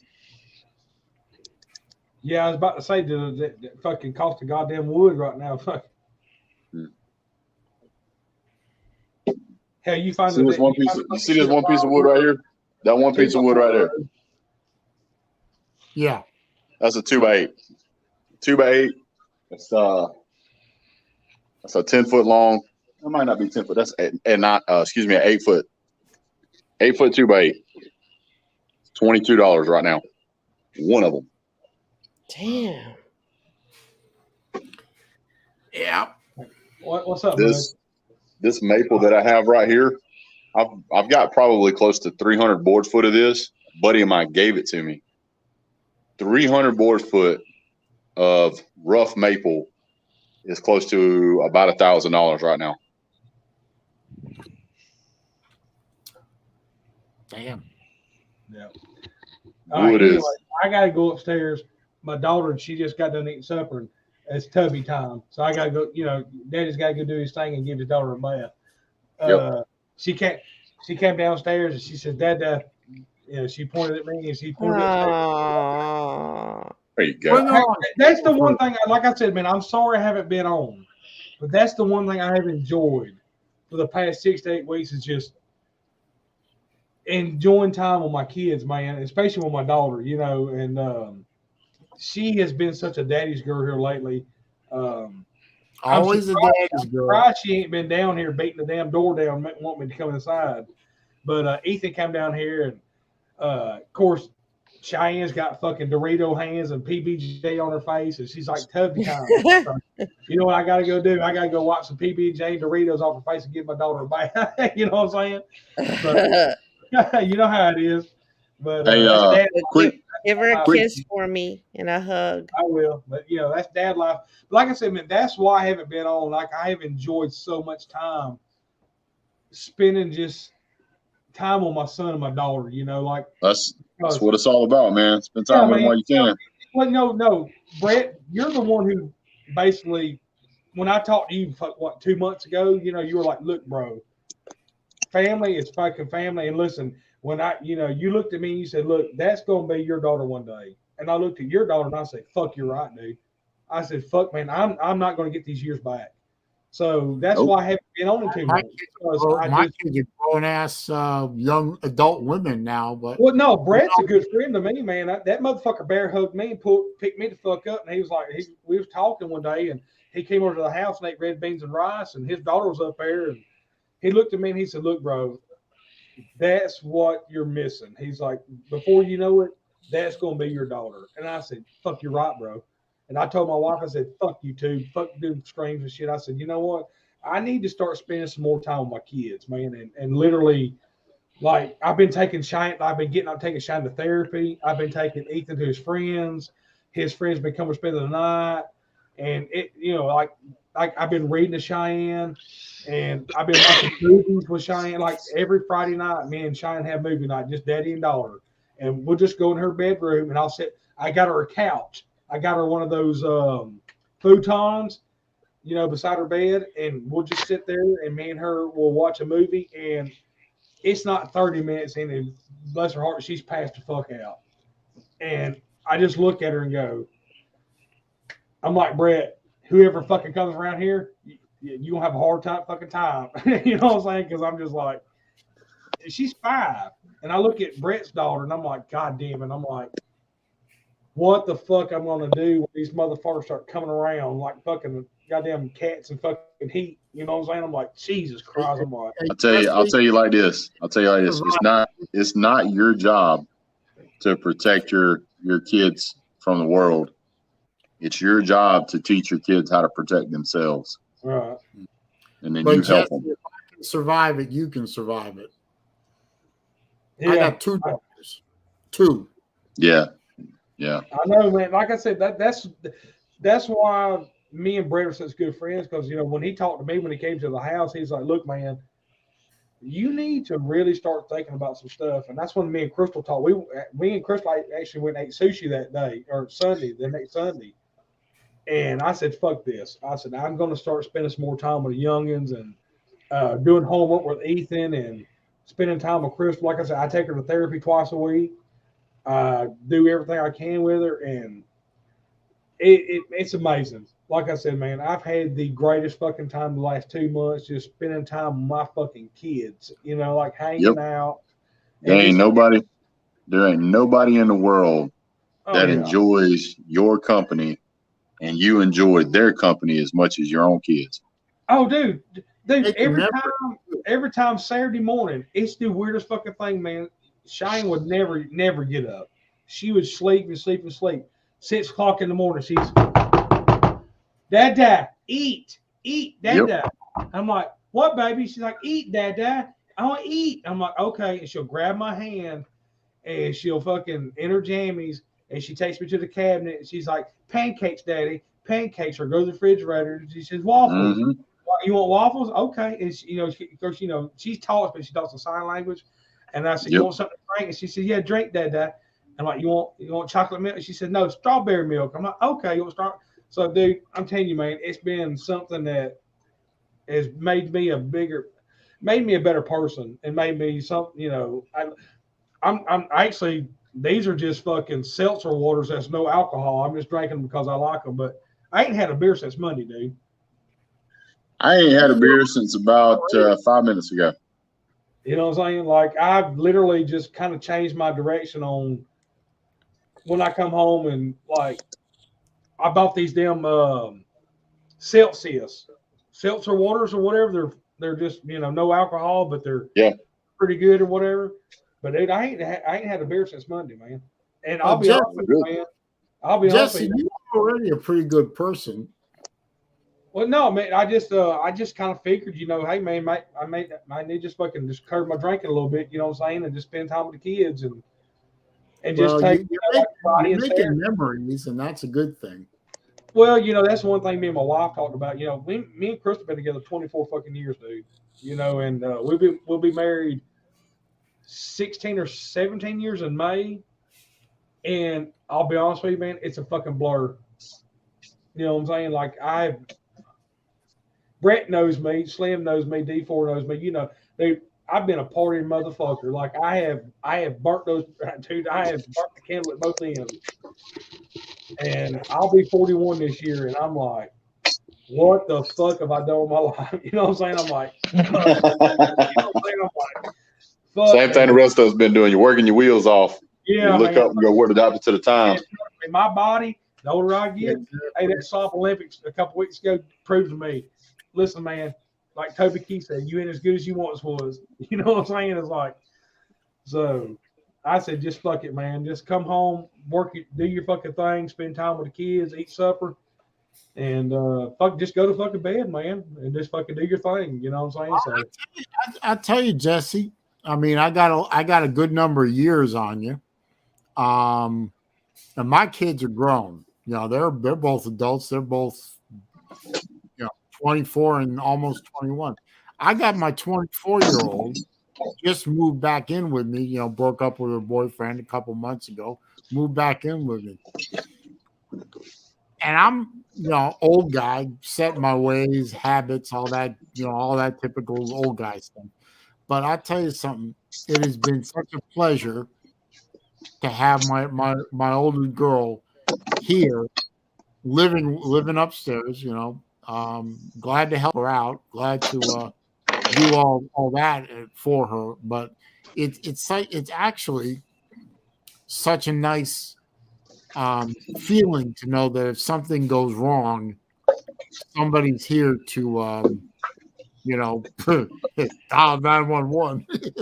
Well, that's the thing. Like, the way I grew up was, you know, I don't know, man. It's a different. We're gonna have to have a longer road for this conversation, but the past 2 months I've been staying home and not going out, or me and Chris not going out, and then just fucking staying here at the house, man. And like I said, it's all because of Brett. Like, he was like, look, man, one day that's gonna be your daughter. And I was like, fuck me. I was like, and he was like, dude, you gotta fucking slow down, dude. He's like, I'm telling you, if you don't fucking slow down, he's like, you're going down a fucking road you don't want to go down. And I was like, you're probably fucking right, Brett. And Brett's like, no, I'm fucking telling you, dude. He's like, I'm telling you. He's like, I got 3 others at the house besides this one. He's like, you don't want to go. I was like, all right. So I kind of took a page out of Big Dog Brett's playbook, and I said, you know what? I need to kind of calm this motherfucker, kind of slow this train down a little bit. You know what I'm saying? And let's focus on what we need to do. I had to bring one of my kids down here and get Brett on and say, hey, Brett, this is you. This is you pretty soon. Grown ass daughter. You don't have to tell me. I know. Right now, I literally feel for the guy that gets with Brett's daughter. I literally feel for that guy, because that dude is going to get. That dude's going to have balls of steel. because Brett will curb stomp his fucking ass. I'm gonna tell you that. So that's what made me said, you know what, fuck this, I'm done. Let's just focus on the family, and it's been good, man. Like I said, I honestly, man, after it's I've been the most happiest I've been a long fucking time. I can't imagine Brett being too much of a hard ass until oh, the dude, boy that motherfucker's stone fucking cold, son. That dude is oh, I know he can be, but I figured he'd give the boy a benefit of a small benefit of the doubt, at least not to scare him out of the county. All right, son. All right, my son just ran her a bath, so I gotta go get my daughter a bath. Hey, listen here, Rod, you fucking beautiful motherfuckers, and I love y'all. Y'all fucking have a good one. And if I do go live tomorrow, I might. If I don't, you know what I'm doing. I'm hanging with the kids. So I know. There you go, brother. I'll talk with you later. Love you, Raj. Later, Raj. Have a good one, brother. Thank you, Raj. I always appreciate Raj. I'm gonna have to go too now because me too. I got to get a hold of my mom and make sure she's okay, and find out where my dad's at the hospital. Well, that's Celine, weighing on my mind pretty heavy. Well, I hope everything turns out okay. Real quick, D4, how you doing, buddy? I know you had a little bit of an injury there. You doing okay now? Yeah, I just got a slight tear in the hamstring. It turned blood purple, and now I'm just recovering. Okay. I'll have a quick recovery. Me too. Appreciate that. All right. Well, rest of y'all, you give me a call if you need me. Appreciate y'all. Talk to y'all later. Later, Brett. See you, Brett. Later, guys. Appreciate it. Yeah, buddy. Bye. Later. Well, I'm gonna shut her down, but I appreciate you guys coming on and keeping me company today. This has not been one of the easiest days for me, which is why I went live, just so I could kind of distract myself for a little while. But yeah, that's what I've been doing too, with things. So I'm really sorry about your dad. I'm not ready to lose him yet. I don't think I'm going to today, but no medical procedure on a man that old with that many complications is a simple thing. So, but I have confidence in his team. So we'll see. Well, you can call me if you need me. I know. But I'm gonna go see my mom now, and so I'll be away from the phone for a while. But I'm gonna go take care of my mom because she's a little, she'll be all right. Make sure she eats. That's the thing. Make sure she keeps her strength up. But I appreciate you all for helping distract me for a couple hours. But time to get back to work. Okay, my friend. Well, again, you're an awesome guy, Celine, and I'm sorry you're going through this. I know how it feels, But don't tell anyone I'm awesome. I got to keep that curmudgeon thing going. Here it is. Curmudgeon. Curmudgeon. Curmudgeon. Here's you, Celine. I'm gonna go ahead and jump off here. Thanks, D. Take care of that hammy, D4. Yeah. Put some salami on it. A cold piece of salami for your hammy. Some salami on the hammy. All right. All right. Later, guys. Later, Slim. Later. All right, y'all. Later, my dear. Bye. And you too, Arlene. Yeah, I know. I'm still Arlene. I love you. You know what? I can't wait to meet you so I can give you a big old hug. All right. Just don't break my ribs. I won't. I'm tender. I'm tender. All right. I'll see you later, TK. Okay. Love you. Bye. Bye-bye. The rest of you in the chat, Hogue and P Digits and Top Dog and Jerry and Battle Angel's still in there. Pizza Woman, my #1 troll killer, and Fred's still in there, and all the people who are in and out. I appreciate you hanging around for a couple hours. Actually more than a couple, almost 2.5 hours at this point. Just trying to distract myself. This is, like I said, not been a good couple of days. Been a little hard on the fam, but we'll get through it. I'll as soon as I know something more about what's going on, I don't know. I'll put a comment in the community section or some shit like that. I don't know, but y'all have a good rest of the evening. Thanks for hanging with me. I'll see you.